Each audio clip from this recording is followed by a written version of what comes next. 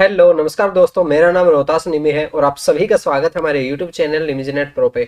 दोस्तों आज हम लॉजिकल रीजनिंग के अंदर इंडियन लॉजिक की बात करेंगे। दोस्तों इसमें से अभी हमारे बहुत ज़्यादा क्वेश्चन आने लगे हैं, ये हमारे नए सिलेबस के अंदर ऐड हुआ है। और दोस्तों आज की वीडियो में मैं आपको भारतीय दर्शन करवाने वाला हूं और सबसे खास बात आज की वीडियो की ये होने वाली है कि मैं आपको 2020 के अंदर जितने भी क्वेश्चन आए हैं हमारे इंडियन लॉजिकल सिस्टम से रिलेटेड वो सभी मैं आपको दिखाने वाला हूं। और दोस्तों मैं आपको पूरी गारंटी के साथ कह रहा हूं कि इंडियन लॉजिकल सिस्टम से रिलेटेड जितने भी क्वेश्चन आएंगे वो आप बिल्कुल आसानी से कर सकते हैं। ये टॉपिक जो है कि थोड़ा सा मुश्किल लगता है, सभी को पजलिंग हो जाते हैं, लेकिन दोस्तों आज मैं पूरी गारंटी के साथ आपको कहता हूं कि आज अगर आप ये वीडियो पूरी देखते हैं तो बिल्कुल आसानी से आपको इंडियन लॉजिकल सिस्टम आसानी से समझ में आ जाएगा। दोस्तों इस वीडियो का पूरा देखना और ध्यान से देखना। और दोस्तों यहाँ पे मैं आपको दिखा भी देता हूं कि ये देखिए, ये हमारी लॉजिकल रीजनिंग के सभी शिफ्ट के क्वेश्चन पेपर है 2020 के, आप यहाँ पे देख सकते हैं। ये सभी शिफ्ट 20 शिफ्ट के क्वेश्चन पेपर हमने हिंदी इंग्लिश के अंदर अलग अलग किए हुए हैं। जैसे रिसर्च के जो भी क्वेश्चन आए वो अलग है, टीचिंग के अलग है, लॉजिकल रीजनिंग के अलग है। तो सबसे पहले हम क्या करेंगे कि आज थ्योरी करेंगे इंडियन लॉजिकल से रिलेटेड और उसके बाद में जो क्वेश्चन आए, ये देखिए, ये जैसे क्वेश्चन है यहाँ पे, ये क्वेश्चन दिया है, ये क्वेश्चन दिया है, ये क्वेश्चन हम करके देखेंगे कि ये क्वेश्चन हमें किस तरह से सॉल्व करने, कहां से कैसे करने हैं। अब देखिए जब भी हमारे एग्जाम में इस तरह के क्वेश्चन आते हैं तो हम बहुत ज्यादा पजल हो जाते हैं और हमें पता नहीं चलता कि कहां से आते हैं ये। लेकिन दोस्तों अगर आपका कॉन्सेप्ट क्लियर होगा ना तो आप बिल्कुल आसानी से ये क्वेश्चन कर सकते हैं। और आज हम यही करने वाले हैं। पहले मैं आपको थ्योरी करवाऊंगा बहुत अच्छे तरीके से और उसके बाद में ये क्वेश्चन सॉल्व आउट करवा के दिखाऊंगा कि किस तरह से इनको हम बिल्कुल आसानी से कर सकते हैं। तो दोस्तों इस वीडियो को पूरा देखना और ध्यान से देखना। NTA UGC net JRF qualify करने के लिए हमारे लिए ऑल ईयर क्वेश्चन पेपर करना बहुत ज्यादा जरूरी है। 2020 में भी काफी क्वेश्चन हमारे रिपीट हुए हैं और इसी चीज को ध्यान में रखते हुए हमने आप सभी के लिए एक स्पेशल कोर्स डिजाइन किया है। इसके अंदर जो स्पेशल खास बात है दोस्तों वो ये है कि हम आपको 2012 से लेकर 2020 तक सभी शिफ्ट के क्वेश्चन पेपर, हाँ दोस्तों सभी शिफ्ट के क्वेश्चन पेपर 2018, 19 और 2020 सभी शिफ्ट के क्वेश्चन पेपर आपको हिंदी इंग्लिश में देने वाले हैं। इसके साथ साथ दोस्तों इस कोर्स में हम आपको क्या देंगे, नंबर 1 पे दोस्तों हम आपको ऑल 10 यूनिट के स्टडी नोट्स देंगे, अपडेटेड नोट्स होंगे। नंबर 2 पे दोस्तों हम आपको 2012 से लेकर 2020 तक सभी शिफ्ट के क्वेश्चन पेपर देंगे हिंदी इंग्लिश में विद आंसर। और नंबर 3 पे दोस्तों हम आपको 2012 से लेकर 2020 तक टॉपिक वाइज क्वेश्चन देंगे। जैसे कि आज तक जो भी क्वेश्चन रिसर्च के आ चुके हैं वो अलग है, टीचिंग के अलग है, आईसीटी के अलग है, कम्युनिकेशन के अलग है। इस तरह से आप अपनी तैयारी बहुत अच्छे से कर सकते हैं। नंबर 4 पे दोस्तों हम आपको वीडियोस के जरिए भी बताएंगे कि ऐसे कौन से क्वेश्चन है जो 2012 से लेकर 2020 तक रिपीट हुए हैं, मोस्ट रिपीटेड होने वाले क्वेश्चन के बारे में भी आपको बताएंगे। नंबर 5 पे दोस्तों हम आपको एड फ्री वीडियोस देने वाले हैं। अगर आपको कोई प्रॉब्लम आती है कोर्स के दौरान तो आप हमें व्हाट्सएप पे भी कांटेक्ट कर सकते हैं, वहां पे हमसे सवाल जवाब कर सकते हैं। इसके साथ साथ दोस्तों हम आपका लाइव मॉक टेस्ट भी लेंगे। दोस्तों हम आपको फ्री में 2012 से लेकर 2020 तक all year question paper second भी देने वाले हैं विद आंसर। और दोस्तों ये सब कुछ आपको हमारी ऐप इमेजिनेट के अंदर मिल जाएगा। तो दोस्तों अभी से आप ये कोर्स ज्वाइन कर सकते हैं। केवल 499 रुपए के अंदर आप हमारा ये कोर्स ज्वाइन कर सकते हैं। आप वीडियो डिस्क्रिप्शन बॉक्स में जो लिंक दिया वहां से कोर्स बाय कर सकते हैं, या फिर दोस्तों आप हमें व्हाट्सएप नंबर 8708321010 पे भी मैसेज कर सकते हैं। थैंक यू दोस्तों। चलिए दोस्तों सबसे पहले हम इसकी बेसिक इंफॉर्मेशन ले लेते हैं भारतीय दर्शन की, इंडियन फिलोसफी की। और इसके अंदर क्या है दोस्तों, काफी तरह की टर्म्स है, काफी तरह की चीजें है जो हमें ध्यान देने की जरूरत है। और वैसे तो देखिए अगर इसके बारे में हम पढ़े तो बहुत ज्यादा डिटेल में है ये चीजें करें तो हम क्या पता 1 महीने तक हम कर सकते हैं। लेकिन आज हम इसके अंदर बेसिक चीजें करने की कोशिश करेंगे। हमारे यूजीसी नेट एग्जाम के अंदर जो क्वेश्चन आते हैं वही उन्हीं को पॉइंट आउट करते हुए हम देखेंगे टॉपिक। ये देखिए भारतीय दर्शन के अंदर सबसे पहले हम बात करते हैं दोस्तों, श्रुति की बात करते हैं। और इससे रिलेटेड हमारे 3 से 4 क्वेश्चन पहले आ चुके हैं और आज भी मैं आपको क्वेश्चन दिखाने वाला हूं कि 2020 में इस तरह इसमें से कैसे क्वेश्चन आया है। देखिए श्रुति क्या है दोस्तों, श्रुति हिंदू धर्म के सर्वोच्च और सर्वोपरि धर्मों का समूह है। ये क्या है दोस्तों, ये हमारे जो धर्म ग्रंथ है उनका एक समूह है। श्रुति का शाब्दिक अर्थ है सुना हुआ, यानी ईश्वर की वाणी जो प्राचीन काल में ऋषियों द्वारा सुनाई गई थी और जो शिष्यों के द्वारा सुनकर जगत में फैलाई गई थी, तो इसे हम क्या कहेंगे, श्रुति कहेंगे। यानी कि जो ईश्वर के बारे में कोई भी किसी ने सच्ची वाणी कही है, किसी धर्म गुरु ने या ऋषि ने कही है और उसको सुन के फिर आगे किसी ने सुनाई है, तो इसे हम क्या कहेंगे, श्रुति इसको बोला जाता है। और उसके बाद में एक और इंपॉर्टेंट चीज आती है, वो भी मैं आपको दिखाता हूं। इस दिव्य स्रोत के कारण इन्हें धर्म का सबसे महत्वपूर्ण स्रोत माना जाता है। इनके अलावा अन्य ग्रंथों को स्मृति माना गया है, यानी कि ऐसे ग्रंथ जिनके बारे में ऋषि मुनियों ने नहीं बताया है भगवान के बारे में, तो उनको क्या कहेंगे, स्मृति कहेंगे। जो ऋषि मुनियों के द्वारा नहीं बताई गई है उनको क्या कहेंगे, स्मृति कहेंगे। और जो ऋषि मुनियों द्वारा बताई गई है, सच्ची बातें बताई गई है ईश्वर के बारे में, तो उसे हम क्या कहेंगे, श्रुति कहेंगे। ये चीज आप ध्यान में रखना, मैं बार बार कह रहा हूं, इसमें से क्वेश्चन आया हुआ है। और आगे देखिए, आगे इसमें और क्या चीज है, जो वस्तुतः श्रुति के ही मानवीय विवरण और व्याख्या को माने जाते हैं। यानी कि फिर ये जो स्मृति है, ये स्मृति बहुत आगे जाके बढ़ती है और इसका जो श्रुति जो होती है हमारी, उसको एक्सप्लेन करने की कोशिश करती है। ये क्या है कि ये विस्तार, ये कन्वर्टेड होती है, ठीक है। और इसके अंदर आगे हम देखते हैं, इसके अंदर क्या है, श्रुति और स्मृति में कोई विवाद होने पर श्रुति को ही मान्यता मिलती है, स्मृति को नहीं। ये हमारा यूजीसी नेट के अंदर क्वेश्चन आया है दोस्तों 2020 के अंदर, ये ध्यान से देख लीजिए आप। जब श्रुति और स्मृति दोनों के अंदर कंट्राडिक्शन हो जाए तो किसको सही माना जाएगा, हमारी श्रुति को राइट माना जाएगा, इसको सही माना जाएगा। क्योंकि ये क्या है, ये ओरिजिनल चीज होती है, भगवान के बारे में किसी ऋषि मुनि ने बताई हुई होती है, तो हम श्रुति को बिल्कुल राइट मानेंगे, ठीक है। और देखिए, श्रुति में 4 वेद आते हैं। श्रुति में 4 वेद कौन कौन से आते हैं, ऋग्वेद, सामवेद, यजुर्वेद और अर्थवेद, ये 4 वेद इसके अंदर आते हैं। और आगे हम देखते हैं, जैसे माता पिता अपने संतानों पर कृपा दृष्टि कर उनकी उन्नति चाहते हैं, वैसे ही परमात्मा ने सब मनुष्यों पर कृपा करने के लिए वेदों का प्रकाशन किया है, जिससे मनुष्य अंधकार से दूर हो जाए और भ्रमजाल से वो छुटकारा पा ले। तो इसके अंदर मुख्य रूप से हमारे 4 वेद है, कौन कौन से हैं, हमारे ऋग्वेद है। ऋग्वेद किसके बारे में बताता है, ज्ञान कांड के बारे में बताता है। यजुर्वेद कर्म कांड के बारे में बताता है। सामवेद उपासना कांड के बारे में बताता है। और अर्थवेद विज्ञान कांड के बारे में बताता है। और उसके बाद में हम बात करते हैं दोस्तों, जो हमारे लिए इम्पोर्टेंट है, वैसे तो समस्त दर्शनों की उत्पत्ति वेद से ही हुई है। जितने भी दर्शन है वो लगभग वेद से ही उनकी उत्पत्ति हुई है। फिर भी समस्त भारतीय दर्शन को आस्तिक या नास्तिक 2 भागों में बांटा गया है, ठीक है। दर्शन को मुख्य रूप से किस में बांटा गया है, एक तो आस्तिक और एक हो गया नास्तिक, हो गया ये 2। और ये हमारे यूजीसी नेट एग्जाम के अंदर आए दोस्तों। मैं आपको बार बार कह रहा हूँ कि मैं आपको जो भी करवा रहा हूँ ना, यहाँ पे केवल सिलेक्टेड करवा रहा हूँ, फालतू की चीजें कोई नहीं करवा रहा, जो हमारे यूजीसी नेट एग्जाम के अंदर आई है। और अब देखिए, इन ये 2 कैटेगरी आ गई हमारे पास, एक आस्तिक आ गई, एक नास्तिक आ गई। इन दोनों कैटेगरियों के बारे में हम अच्छे से जानने की कोशिश करेंगे। भारत में दर्शन उस विद्या को कहा जाता है जिसके द्वारा तत्व का ज्ञान हो सके। तत्व दर्शन या दर्शन का अर्थ है तत्व का ज्ञान होना, ये आप ध्यान में रखना। और आगे हम बात करते हैं, ये हमने 2 कैटेगरी की, एक आस्तिक की, एक नास्तिक की। अब देखिए, आस्तिक और नास्तिक के अंदर कितनी कैटेगरी आती है, आगे ये कितने प्रकार के होते हैं, इनके बारे में हम बात करते हैं। देखिए, आस्तिक या वैदिक दर्शन को हम ऑर्थोडॉक्स फिलोसफी भी कहते हैं, ये चीज आप ध्यान में रखना दोस्तों। और हिंदी इंग्लिश में आप दोनों में याद रखने की कोशिश करना, कहीं हिंदी में ये ना हो कि थोड़ा ऊट पटांग वो दे दे, आपको समझ में ना आए, तो आप कोशिश करना कि आपको इंग्लिश में भी ये चीज याद रहे। देखिए, आस्तिक या वैदिक दर्शन को आगे 6 भागों में बांटा गया है। ये 6 भाग कौन से हैं, एक है नंबर 1 पे मीमांसा। अब देखिए, मीमांसा जो है, इसको इंग्लिश में हम मीमांसा ही बोलेंगे, तो आप इसको ऐसे ही याद रखिए, हिंदी में याद रखिए। न्याय को न्याय, वैशेषिक, सांख्य, योग, वेदांत। ये 6 जो है दोस्तों, ये हमारे 6 दर्शन हमारे आस्तिक और वैदिक दर्शन माने गए हैं, ऑर्थोडॉक्स दर्शन माने गए, ऑर्थोडॉक्स फिलोसफी है ये। और उसके बाद में दोस्तों हमारे पास नास्तिक या अवैदिक दर्शन। अब ये जो ऊपर हमने 6 किया ना, इनको हम डिटेल में करेंगे दोस्तों, डिटेल में करना हमारे बहुत ज्यादा जरूरी है। और इनमें से बहुत क्वेश्चन आए हैं, वो सभी क्वेश्चन मैं आपको दिखाने वाला हूं। आगे हमारे पास नास्तिक या अवैदिक दर्शन, इसके अंदर क्या होता है दोस्तों, इसको हम अनऑर्थोडॉक्स बोलते हैं। और इसके कितने पार्ट है, इसके 3 पार्ट है। चार्वाक दर्शन दूसरा है, बौद्ध दर्शन तीसरा है, जैन दर्शन। अब देखिए, अब इनके बारे में हम थोड़ा सा डिटेल से जानने की कोशिश करते हैं कि आस्तिक दर्शन क्या होता है और नास्तिक दर्शन क्या होता है। देखिए, आस्तिक और नास्तिक में थोड़ा सा मैं आपको फर्क समझाने की कोशिश करता हूं यहाँ पे, ताकि आपको अच्छे से समझ में आ जाए।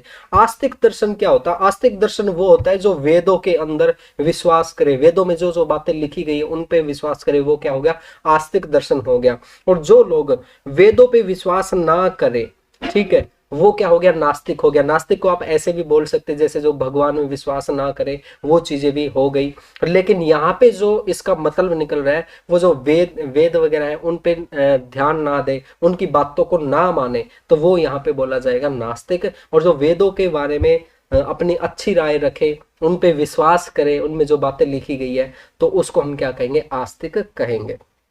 ठीक है, तो अब हम इनके बारे में थोड़ा डिटेल से जानने की कोशिश करते हैं। आस्तिक या वैदिक दर्शन, ऑर्थोडॉक्स जो है उसके 6 पार्ट है, उन सभी के बारे में हम जानने की कोशिश करते हैं। और इनसे जो जो क्वेश्चन आए हैं वो साथ के साथ मैं आपको बताता चलूंगा कि ये पॉइंट आप नोट कर लीजिए, इनमें से क्वेश्चन रिपीट होता है। ये देखिए, सबसे पहले हमारे पास मीमांसा है, जिसे पूर्व मीमांसा भी कहा जाता है। ये आप ध्यान में रखना, यहाँ पे मैं आपको साथ के साथ बताता चल रहा हूँ। इसको एग्जाम के अंदर पूर्व मीमांसा भी आया हुआ है हमारा। ठीक है, मीमांसा और पूर्व मीमांसा दोनों की दोनों एक ही चीज है।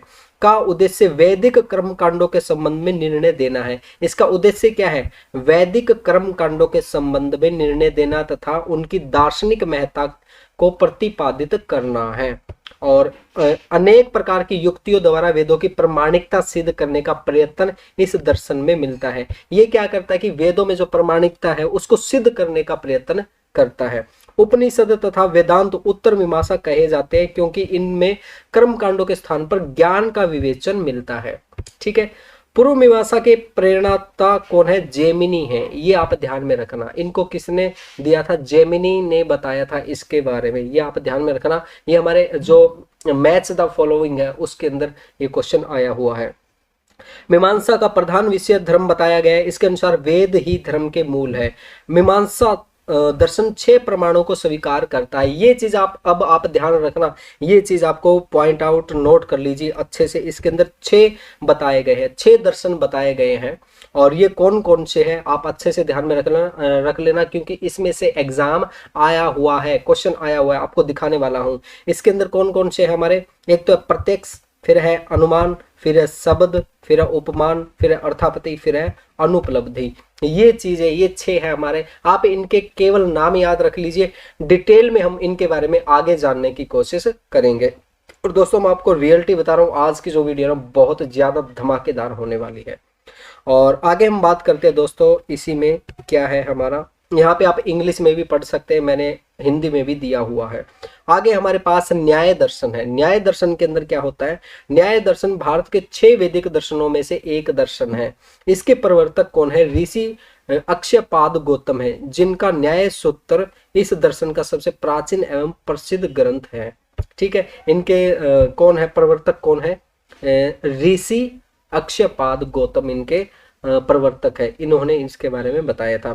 जिन साधनों से हमें ज्ञेय तत्वों का ज्ञान प्राप्त हो जाता है, उन्हीं साधनों को न्याय की संज्ञा दी जाती है। यानी कि जिन तत्वों से हमें ज्ञान का पता चल जाता है, ज्ञान मिलता है, उनको हम क्या कहते हैं, न्याय की संज्ञा दी जाती है। देवराज ने न्याय को परिभाषित करते हुए कहा है कि जिनकी सहायता से किसी सिद्धांत पर पहुंचा जा सके उसे न्याय कहते हैं। यानी कि जिनकी सहायता से किसी सिद्धांत पर पहुंचा जाए उसे हम क्या कहेंगे, न्याय कहेंगे।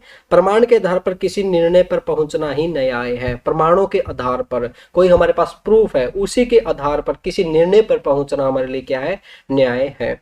और इसके अंदर हम एक और जो इंपॉर्टेंट चीज है वो आपको मैं बता देता हूँ। ये देखिए, ये जो पैराग्राफ है काफी इंपॉर्टेंट है।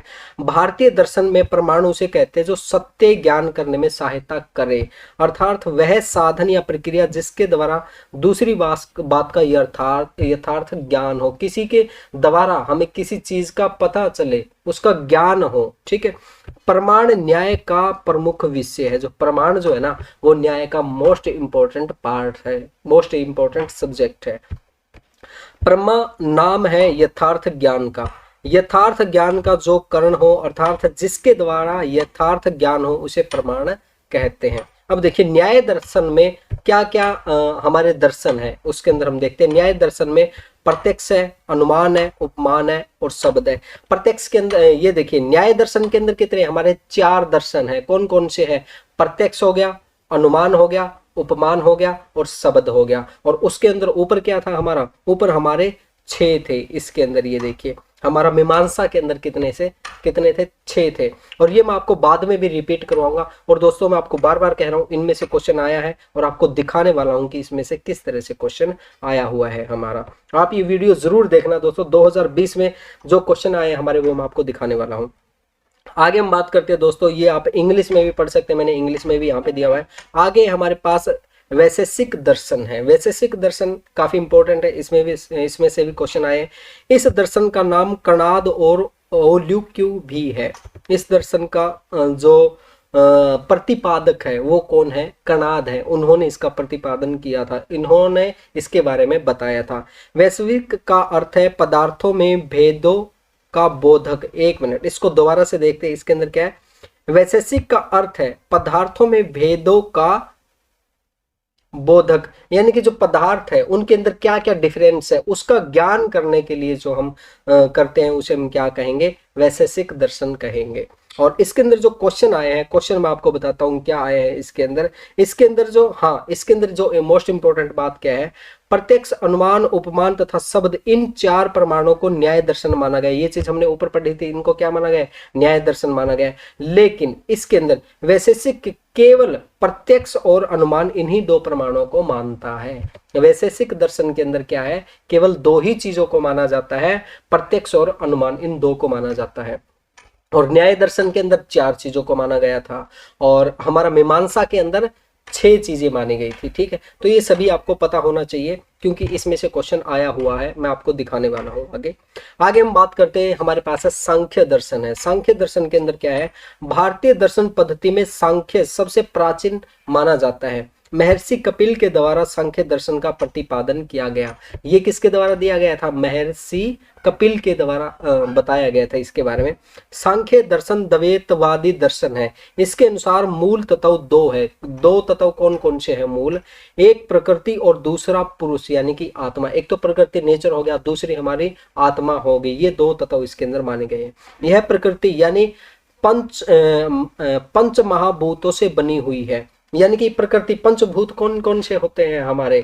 जैसे जल हो गया, आकाश हो गया, पानी हो गया, मिट्टी होगी, इनको हम 5 पंचभूत बोलते हैं। और पुरुष यानी जीवात्मा यानी कि चेतना होती है। ये चीजें इसके अंदर सांख्य दर्शन के अंदर। और उसके बाद में हम बात करते हैं योग दर्शन के बारे में। हम बात करते हैं, योग एक आध्यात्मिक प्रक्रिया है जिसमें शरीर, मन, आत्मा एक साथ लाने का काम होता है। इसके अंदर हम क्या करते हैं? मेडिटेशन वगैरह करते हैं। योग के बारे में आप बहुत अच्छे तरीके से जानते हैं। यह शब्द प्रक्रिया और धारणा हिंदू धर्म, जैन धर्म, बौद्ध धर्म में ध्यान प्रक्रिया से संबंधित है। वही बात आ गई, ये मेडिटेशन से संबंधित है। योग शब्द भारत से बौद्ध धर्म के साथ चीन, जापान, तिब्बत, दक्षिण पूर्व एशिया यानी कि पूरे देश में, अब तो पूरे देश में, सभी दुनिया में ये फैला हुआ है। और आगे हम बात करते हैं दोस्तों, वेदांत की बात करते हैं। नंबर 6 पे वेदांत की बात करते हैं। वेदांत ज्ञान योग का एक स्रोत है जो व्यक्तियों को ज्ञान प्राप्त करने की दिशा में उत्प्रेरित करता है। यानी कि ज्ञान प्राप्त करने के लिए प्रेरित करेगा कि हम किस तरह से ज्ञान प्राप्त करें, कैसे ज्ञान प्राप्त करें, उसके लिए जिज्ञासा उत्पन्न करेगा। इसका मुख्य स्रोत उपनिषद है जो वेद ग्रंथ और वैदिक साहित्य का सार समझे जाते हैं। उपनिषद वैदिक साहित्य का अंतिम भाग है, इसलिए इसको वेदांत कहा जाता है। वेदांत की 3 शाखाएं जो सबसे ज्यादा मानी जाती है वे है अद्वैत वेदांत, विशिष्ट वेदांत और द्वैत वेदांत। आदि शंकराचार्य, रामानुज और श्री मध्वाचार्य, जिनको क्रम से इन 3 शाखाओं का प्रवर्तक माना जाता है। ये जो 3 शाखाएं हमने पढ़ी है, इनके प्रवर्तक कौन है? शंकराचार्य है। शंकराचार्य किसके हैं? अद्वैत वेदांत के हैं। और फिर रामानुज किसके? विशिष्ट अद्वैत के हैं। फिर श्री मध्वाचार्य ये किसके? द्वैत के हैं। इसमें से वैसे ज्यादा क्वेश्चन नहीं आया, वेदांत में से ज्यादा क्वेश्चन नहीं आया, फिर भी आप बेसिक नॉलेज के लिए देख लेना, क्या पता आगे इसमें से कोई क्वेश्चन आ जाए। और आगे हम बात करते हैं दोस्तों, हमारे पास है नास्तिक या अवैदिक दर्शन। ऊपर हमने क्या किया था? आस्तिक दर्शन किया था। अब है नास्तिक दर्शन है, जो हमारा भगवान वगैरह में विश्वास ना करे, वेदों में जो विश्वास ना करे, उसे हम क्या कहेंगे? नास्तिक कहेंगे, या फिर अनऑर्थोडॉक्स फिलोसफर भी कहेंगे। और अब इसके अंदर जो नंबर 1 पे आता है दोस्तों वो है हमारा चार्वाक दर्शन है, चार्वाक दर्शन है। ये हमारा इंपॉर्टेंट है, इसमें से क्वेश्चन आ चुका है हमारे एग्जाम के अंदर। चार्वाक दर्शन एक प्राचीन भारतीय भौतिकवादी नास्तिक दर्शन है। ये आप ध्यान में रख लीजिए, भौतिकवादी नास्तिक दर्शन कौन सा है? चार्वाक दर्शन है। यह मात्र प्रत्यक्ष प्रमाण को मानता है। ये किसको मानता है? ये देख लीजिए, यह केवल और केवल प्रत्यक्ष प्रमाण को मानता है। इसमें से क्वेश्चन आया हुआ है, दिखाऊंगा मैं आपको। ये केवल किसको मानता है? प्रत्यक्ष प्रमाण को मानता है तथा प्रालौकिक सत्ताओं को यह सिद्धांत स्वीकार नहीं करता। यानी कि परलौकिक जो शक्तियां वगैरह होती है, जो सिद्धांत पहले दिए गए हैं वेदों में, वो ये उसको नहीं मानता। यह दर्शन वेद बाह्य भी कहा जाता है। चार्वाक दर्शन भौतिक विचारधारा है। इसे लोकायत दर्शन भी कहा जाता है। लोकायत का अर्थ है लोक में, जनता में व्यापक रूप से प्रचलित। ये क्या कहता है ये दर्शन? कि जो चीज हमारे सामने फिजिकल रूप से प्रेजेंट है, जो हमारे सामने, जो हमारे समाज के अंदर व्यापक है, जो हमें दिख रही है, वो ही सच है। इन्होंने कहा था ना कि ये देखिए, ये प्रमाण को, ये प्रत्यक्ष को ही प्रमाण मानते। जो चीज हमारे सामने प्रत्यक्ष रूप से प्रेजेंट है उसी को ही ये सही मानता है। और इसके अंदर जो एक और इंपॉर्टेंट चीज है वो मैं आपको बता देता हूँ। ये देखिए, ये दोबारा पढ़ लीजिए। चार्वाक दर्शन के अनुसार प्रत्यक्ष ही एकमात्र प्रमाण है, जिसे हम देख सकते हैं, छू सकते हैं, सुन सकते हैं, सूंघ सकते हैं, एकमात्र वही सही है। उसी को इसने सही माना है। जिसका प्रत्यक्ष नहीं हो सकता, ऐसी चीजों को सत्य नहीं माना जाना चाहिए। संसार की वस्तुओं का हमारी ज्ञानेंद्रियों के माध्यम से ही बोध होता है। ठीक है, तो ये वही चीज आ गई ना, जो चीज हमारे सामने प्रत्यक्ष हो, जिसको हम छू सकते हो, जिसको हम सूंघ सकते हो, जिसको चख सकते हो, इसी को इसने चार्वाक ने बिल्कुल राइट माना और सारी चीजों को इसने डिनाई कर दिया है और सभी चीजों को इसने छोड़ दिया है और किसी को भी इसने सही नहीं माना है।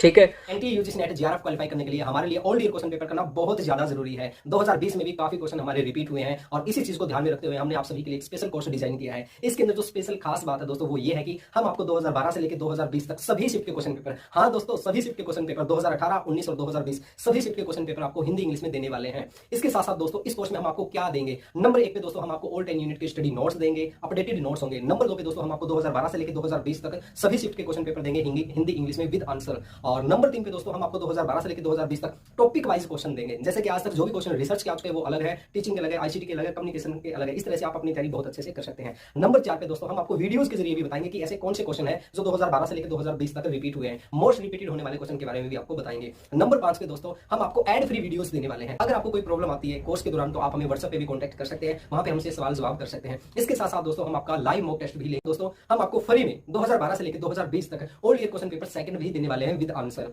और दोस्तों ये सब कुछ आपको हमारी ऐप निमिज नेट के अंदर मिल जाएगा। तो दोस्तों अभी से आप ये कोर्स ज्वाइन कर सकते हैं। केवल 499 रुपए के अंदर आप हमारा ये कोर्स ज्वाइन कर सकते हैं। आप वीडियो डिस्क्रिप्शन बॉक्स में जो लिंक दिया वहां से कोर्स बाय कर सकते हैं, या फिर दोस्तों आप हमें व्हाट्सएप नंबर 8708321010 पे भी मैसेज कर सकते हैं। थैंक यू दोस्तों। और आगे हम देखते हैं, और मैं आपको बार बार कह रहा हूं कि मैं क्वेश्चन दिखाऊंगा। मोस्ट इंपॉर्टेंट वीडियो है आप सभी के लिए। अगर आपको यूजीसी नेट क्लियर करना है तो ये वीडियो आप पूरा देखना। आगे दोस्तों हमारे पास बौद्ध दर्शन है। बौद्ध दर्शन के अंदर क्या है? बौद्ध दर्शन से अभिप्राय उस दर्शन से जो भगवान बुद्ध के निर्माण के बाद बौद्ध धर्म के विभिन्न संप्रदायों द्वारा विकसित किया गया। बाद में पूरे एशिया में उसका प्रसार हुआ। इसके अंदर क्या है दोस्तों, इंपॉर्टेंट चीज क्या है? दुख से मुक्ति बौद्ध धर्म का सदा से प्रमुख ध्येय रहा है। इसका प्रमुख जो मेन पॉइंट क्या रहा है? दुख से मुक्ति बौद्ध धर्म का प्रमुख ध्येय रहा है। कर्म, ध्यान तथा प्रज्ञा इसके साधन रहे हैं। बुद्ध के उपदेश 3 पिटकों में संकलित है। ये 3 पिटक क्या है? सुत्त पिटक, विनय पिटक और अधीम पिटक कहलाते हैं। ये पिटक बौद्ध धर्म के आगमन है। ठीक है, और इसके अंदर जो इंपॉर्टेंट चीज है वो भी मैं आपको बताने वाला हूं आगे। 1 मिनट रुकिए। हाँ जी, आगे आएगी। हाँ, ये रही एक चीज में। अब देखिए दोस्तों, इसके अंदर बौद्ध धर्म के अंदर जो मोस्ट इंपॉर्टेंट चीज है वो मैं बता देता हूं अपने एग्जाम के पॉइंट ऑफ व्यू से। देखिए इसके अंदर अपोहबाद ये काफी इंपॉर्टेंट है। इन्होंने क्या किया था? बौद्ध दर्शन में यथार्थवाद के साथ मिलकर इन्होंने सभी वेदों को अस्वीकार करते हुए और अपने सिद्धांत का पोषण करने के लिए इसकी स्थापना की थी। यानी कि जितने भी हमारे वेद वगैरह थे उनको अस्वीकार इन्होंने कर दिया था और अपने जो भी सिद्धांत है उनका पोषण करने लग गए थे। तो इसे क्या बोला गया था? अपोहवाद बोला गया था। अपोह का अर्थ है सदृश्य वस्तु के समूह से निदृश्य वस्तुओं को अलग करना, यानी कि जो चीज हमारे सामने प्रेजेंट है उसी को स्वीकार करना, और जो चीजें हमें दिख नहीं रही है, जैसे भगवान है, भगवान हमें दिखता नहीं है, तो ये इन्होंने जितनी भी चीजें नहीं दिख रही उन सभी चीजों को छोड़ दिया, और जो चीजें प्रत्यक्ष रूप से दिख रही उनको इन्होंने ले लिया। ठीक है। और एक और इसके अंदर जो इंपॉर्टेंट चीज है वो और मैं आपको बता देता हूं यहाँ पे, बौद्ध दर्शन के अंदर तीन चीजों को माना गया था। तीन चीजें कौन कौन सी? एक तो थी हमारी प्रत्यक्ष, एक अनुमान, और तीसरा क्या था? अपोहवाद। इन तीन चीजों को इसके अंदर माना गया था। ये तीनों चीज आप अच्छे से याद रख लेना, क्योंकि इसमें से एग्जाम में क्वेश्चन आया है, काफी बार रिपीट हुआ, आगे भी इसमें से क्वेश्चन आने की संभावना है। ठीक है, ये मैं अभी आपको करवाने वाला हूं। और ये देखिए आगे हमारे पास नंबर 3 पे जैन दर्शन है। जैन दर्शन के अंदर क्या है? जैन दर्शन एक प्राचीन भारतीय दर्शन है। इसमें अहिंसा को सर्वोच्च स्थान दिया गया है, यानी कि जो लड़ाई वगैरह करते हैं उसको इन्होंने अस्वीकार किया है, अहिंसा को इसने सर्वोच्च स्थान दिया है। जैन धर्म की मान्यता अनुसार 24 तीर्थकर समय समय पर संसार चक्र में फंसे जीवों के कल्याण के लिए उपदेश देने इस धरती पर आते हैं। ठीक है, ये इन्होंने ये बात कही थी। और अगर इसमें और चीजें पढ़ना चाहे तो आप इसमें पढ़ सकते हैं, जैसे कि लगभग 6ठी शताब्दी ईसा पूर्व में अंतिम तीर्थकर भगवान महावीर के द्वारा जैन दर्शन का पुनरावरण हुआ था। भगवान महावीर के द्वारा इनका पुनरावरण हुआ था। और इसके अंदर जो इम्पोर्टेंट चीज तो मैं देख लेता हूँ, इसके अंदर कुछ है तो इसमें आप देख लेना। अगर आप इसमें पढ़ना चाहे तो पढ़ लेना। यूजीसी नेट के पॉइंट ऑफ व्यू से इसमें ज्यादा क्वेश्चन नहीं आए हैं, फिर भी आप इसमें पढ़ना चाहे तो पढ़ लेना। लेकिन अब मैं आपको जो मोस्ट इंपॉर्टेंट चीज है वो और एक बार रिपीट करवा देता हूँ। ये देखिए दर्शन शास्त्र के विषय यहाँ पे दिए गए हैं, और कौन से दर्शन को किसने रचा था वो यहाँ पे दिया गया है। न्याय है, न्याय को किसने दिया था? गौतम मुनि ने दिया था। और इसके अंदर किन किन चीजों की बात की गई थी? प्रमाण, उत्पत्ति, तर्क, विज्ञान इत्यादि की बात की गई थी। आगे है वैशेषिक दर्शन है, इनको किसने दिया था? कणाद मुनि ने दिया था। सांख्य दर्शन को कपिल मुनि ने दिया था। योग को पतंजलि मुनि ने दिया था। पूर्व मीमांसा को जैमिनी मुनि ने दिया था। उत्तर मीमांसा, और ये मीमांसा वही चीज है हमारी, व्यास मुनि ने दिया था। तो ये चीजें हैं इसके अंदर।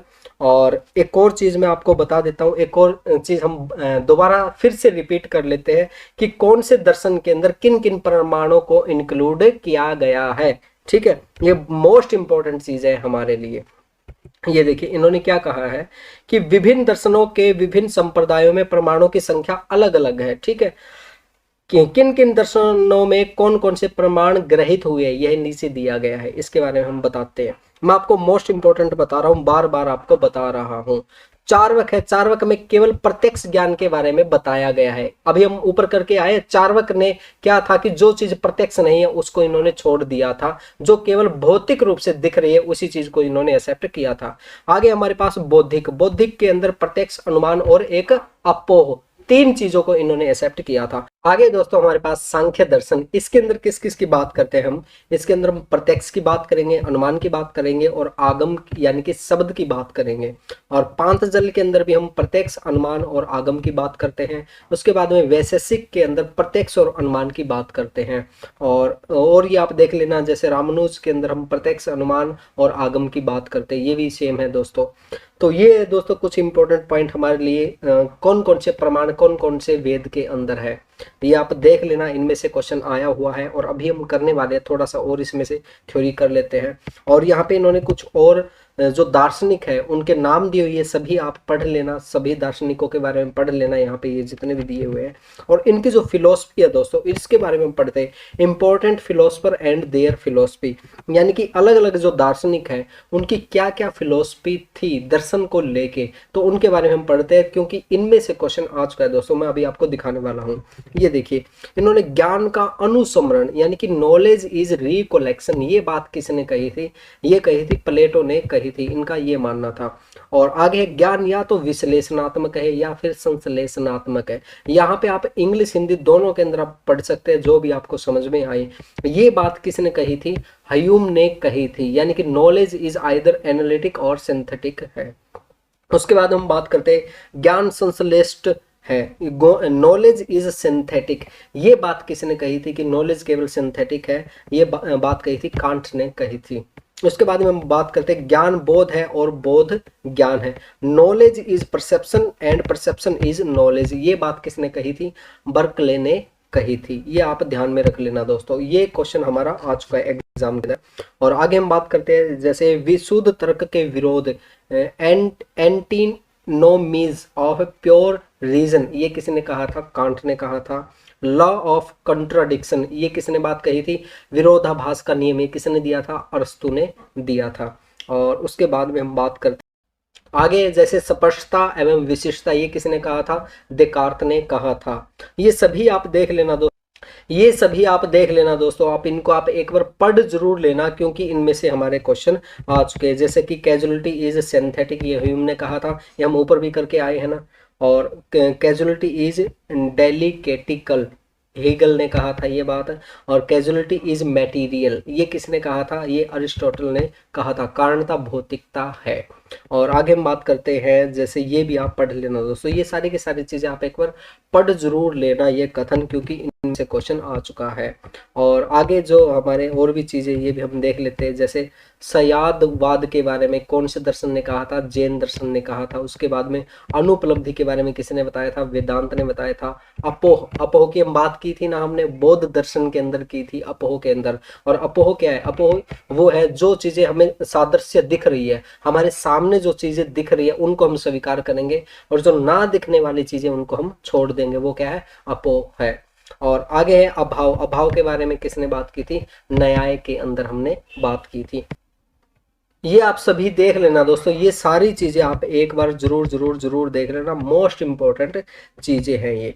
और आगे हम बात करते हैं अरस्तु के दर्शन के सिद्धांतों का कर्म क्या था। ये हमारा एग्जाम के अंदर क्वेश्चन आ चुका है, इनका कर्म क्या था? ये हमने बात की थी ना, भौतिक कारण, मेटीरियल कॉज, ये हमने ऊपर बात की थी, अरिस्टोटल ने इसके बारे में बताया था। नंबर 1 पे आएगा भौतिक कारण आएगा, फिर आएगा आकारिक कारण आएगा, फॉर्मल कॉज, उसके बाद में सक्षम कारण आएगा, फिर अंतिम कारण आएगा। अब देखिए एक चीज यहाँ पे मैं आपको बता दूं कि हम इसके अंदर बहुत ज्यादा डिटेल से नहीं जाएंगे, क्योंकि दोस्तों अगर डिटेल से हम करने लगे ना तो पूरा 1 महीना इसके अंदर चला जाएगा। हम यहाँ पे कई चीजें ऐसी है जो हमारे समझ में आ रही है उनको हम समझेंगे, लेकिन कई चीजें ऐसी है जिनको समझने के लिए हमें बहुत ज्यादा डीपली जाना पड़ेगा, लेकिन हम उनके डीप में नहीं जाएंगे। जैसे अरस्तु के दर्शन के सिद्धांत का क्रम यहाँ पे ये दिया हुआ है। अब इन सिद्धांत के बारे में हम जाने, भौतिक कारण के बारे में जाने तो बहुत ज्यादा डिटेल में जाना पड़ेगा। ये 4 सिद्धांत है, 4 सिद्धांत के फिर आगे और भी पार्ट हो सकते हैं, तो हम ज्यादा डिटेल के अंदर इसको नहीं पढ़ेंगे।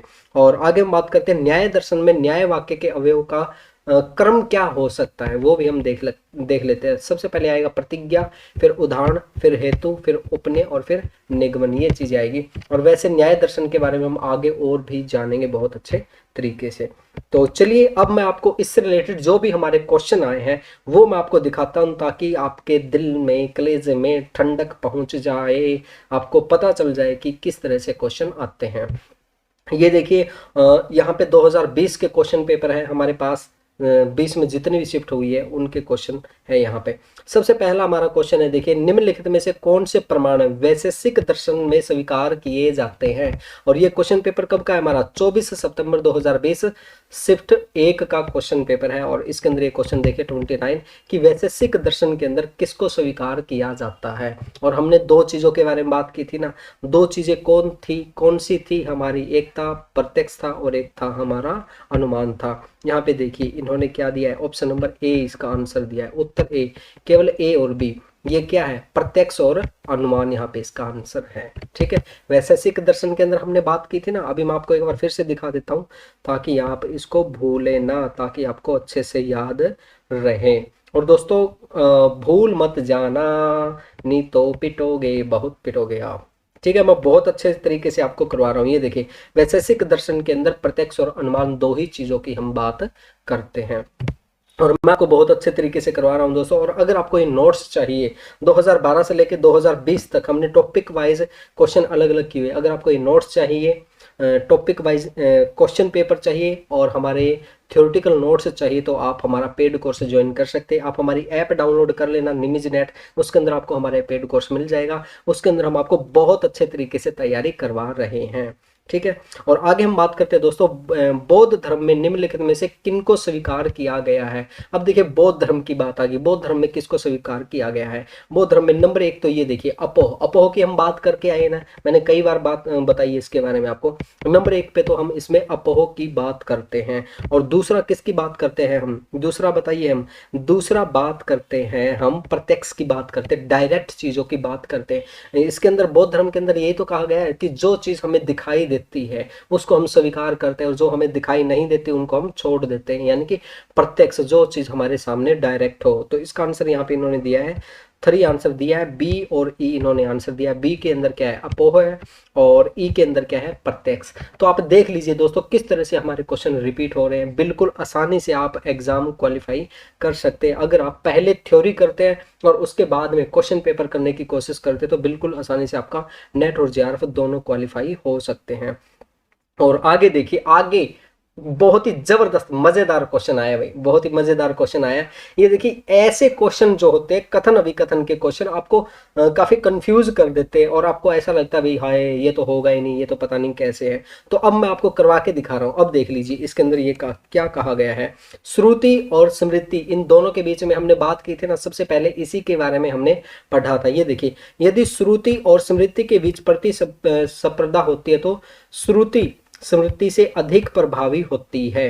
ये देखिए ये इन्होंने बात कही है कि दोनों के बीच में अगर कंपटीशन होता है तो किसको ज्यादा सही माना जाएगा।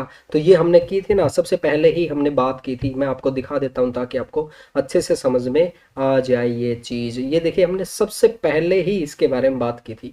ये देखिए श्रुति, और इसके अंदर ये था श्रुति और स्मृति में कोई भी विवाद होने पर श्रुति को ही मान्यता मिलती है, स्मृति को नहीं, ठीक है। और यहाँ पे इन्होंने क्या कहा है, यहाँ पे देख लीजिए, यहाँ पे यदि श्रुति और स्मृति के बीच प्रतिस्पर्धा होती है तो श्रुति स्मृति से अधिक प्रभावी होती है। यानी इसका जो अभिकथन ए है, ए बिल्कुल राइट है, ठीक है। ये हमें पता चल गया यहाँ से। और देख लीजिए आप अगर आप थ्योरी करते तो कितनी आसानी से कर सकते हैं।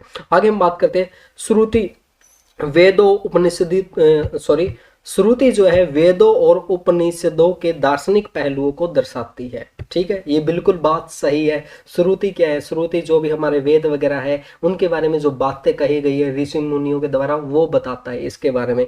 ये बात भी इसकी बिल्कुल सही है। आगे हम बात करते हैं, जबकि स्मृति दार्शनिक विचारों का एक अनुप्रयोग है, यानी कि जो विचार उन्होंने दे दिए उनको प्रयोग करना, आगे मॉडिफाई करके या फिर उसका विस्तार करना, वो हम कह सकते हैं स्मृति के अंदर। लेकिन जो श्रुति होती है वो हमारी ओरिजिनल चीज होती है, ये चीज है इनके अंदर।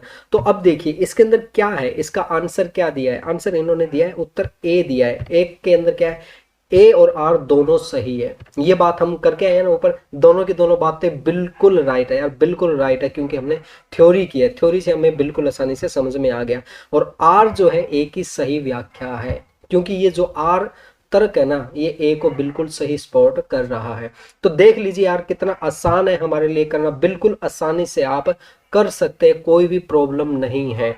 तो आपको मैं हमेशा कहता हूं कि आप सबसे पहले थ्योरी कीजिए, थ्योरी के बाद में उससे रिलेटेड जो भी क्वेश्चन आया वो क्वेश्चन करके देखिए। आपका नेट तो क्या है यार, आपका जेआरएफ भी हो जाएगा।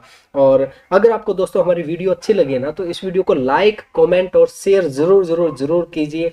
और आप बताइए कमेंट बॉक्स के अंदर जरूर बताइए कि क्या हमें ऐसे ही स्टडी करवानी चाहिए, पहले थ्योरी और उसके बाद में क्वेश्चन आपको दिखाने चाहिए, ताकि आपको अच्छे से टॉपिक समझ में आ सके, ठीक है। आप जरूर कमेंट बॉक्स के अंदर जरूर जरूर जरूर बताना। और अभी मैं आपको और कई क्वेश्चन दिखाने वाला हूं हमारे इंडियन लॉजिक से रिलेटेड क्वेश्चन। ये देखिए ये हमारे, हाँ ये तो वो है, ठीक है ठीक है। ये देखिए ये रहा हमारा सूची, मिलान करना, मैचिंग वाला क्वेश्चन भी मैंने आपको बताया था ना। अब देखिए इसके अंदर कितना आसान है यार, कितना आसान हमारा क्वेश्चन है। अब देखिए इन्होंने क्या कहा है कि जैन यहाँ पे संप्रदाय दिए हैं, यानी कि अलग अलग धर्म दिए हैं, और उनकी क्या क्या बातें किससे मैच कर रही है वो हमें बताना है। अब देखिए यहाँ पे अपोह आ गया, ऑप्शन नंबर सी में देखिए अपोह आ गया। अपोह में अपोह किसकी बात करता है, बौद्ध धर्म बात करता है ना अपोह के अंदर, तो ये देखिए ये क्या हो जाएगा, क्या हो जाए, सी में क्या आ जाएगा, बौद्ध धर्म आ जाएगा, सी का टू आ जाएगा। अब सी का टू देख लीजिए किसके अंदर है, सी का टू क्या है, ऑप्शन नंबर टू के अंदर है और हमारा थ्री के अंदर है। ये बात बिल्कुल सही है। और आगे हम बात करते हैं न्याय है, न्याय किसकी बात करता है, बौद्ध वेदांत किसकी बात करता है। ये सारी की सारी चीजें मैंने आपको ऊपर करवाई थी ना, याद है आपको? ठीक है, याद रख लीजिए अच्छे से, नहीं तो मैं आपको तोड़ दूंगा भाई, हाँ तोड़ दूंगा मैं, आप अच्छे से याद रखिए। इसका आंसर देखिए, आंसर यहाँ पे थ्री दिया हुआ है इन्होंने, ए का फोर है। अभाव, अभाव किसकी बात, अभाव न्याय, ये देखिए अभाव किससे मैच हो जाएगा, न्याय से मैच हो जाएगा। अपो मैंने आपको रटा दिया है, अपो किससे होगा, बौद्ध धर्म से रिलेटेड होगा। तो आप इस तरह से बिल्कुल आसानी से इसको याद रख सकते हैं। और आगे हम बात करते हैं दोस्तों, यहाँ पे हमने एक चीज हो रहा है दोस्तों, हिंदी इंग्लिश दोनों के अंदर ये क्वेश्चन दिए हुए हैं ताकि आप बिल्कुल आसानी से क्वेश्चन कर सके। और दोस्तों आपको मैं बार बार कहता हूँ कि अगर आपको बहुत अच्छे तरीके से तैयारी करनी है तो आप हमारा पेड कोर्स भी ज्वाइन कर सकते हैं। उसके अंदर हम आपको बहुत ही अच्छे तरीके से तैयारी करवाते हैं, आपको टॉपिक वाइज नोट्स देते हैं और टॉपिक वाइज आपको क्वेश्चन पेपर अलग अलग देते हैं। जैसे आज तक जो भी क्वेश्चन रिसर्च के आ चुके हैं वो अलग है, टीचिंग के अलग है, कम्युनिकेशन के अलग है। अब ये देखिए एक और हमारा क्वेश्चन आ गया, निम्नलिखित में से कौन से संप्रदाय ने अनुमान को एक ज्ञान के स्रोत के रूप में स्वीकार नहीं किया है। अब ये देखिए, ये एक मिनट रुक जाइए, इसका मैं आंसर नहीं दिखाना चाहता, आपको दिखाऊंगा नहीं। ये देखिए, निम्नलिखित में से कौन से संप्रदाय ने अनुमान को एक ज्ञान के स्रोत के रूप में स्वीकार नहीं किया है, और इसका मैं आंसर नहीं दिखाऊंगा आपको, आंसर आपको खुद देना है इसका आंसर।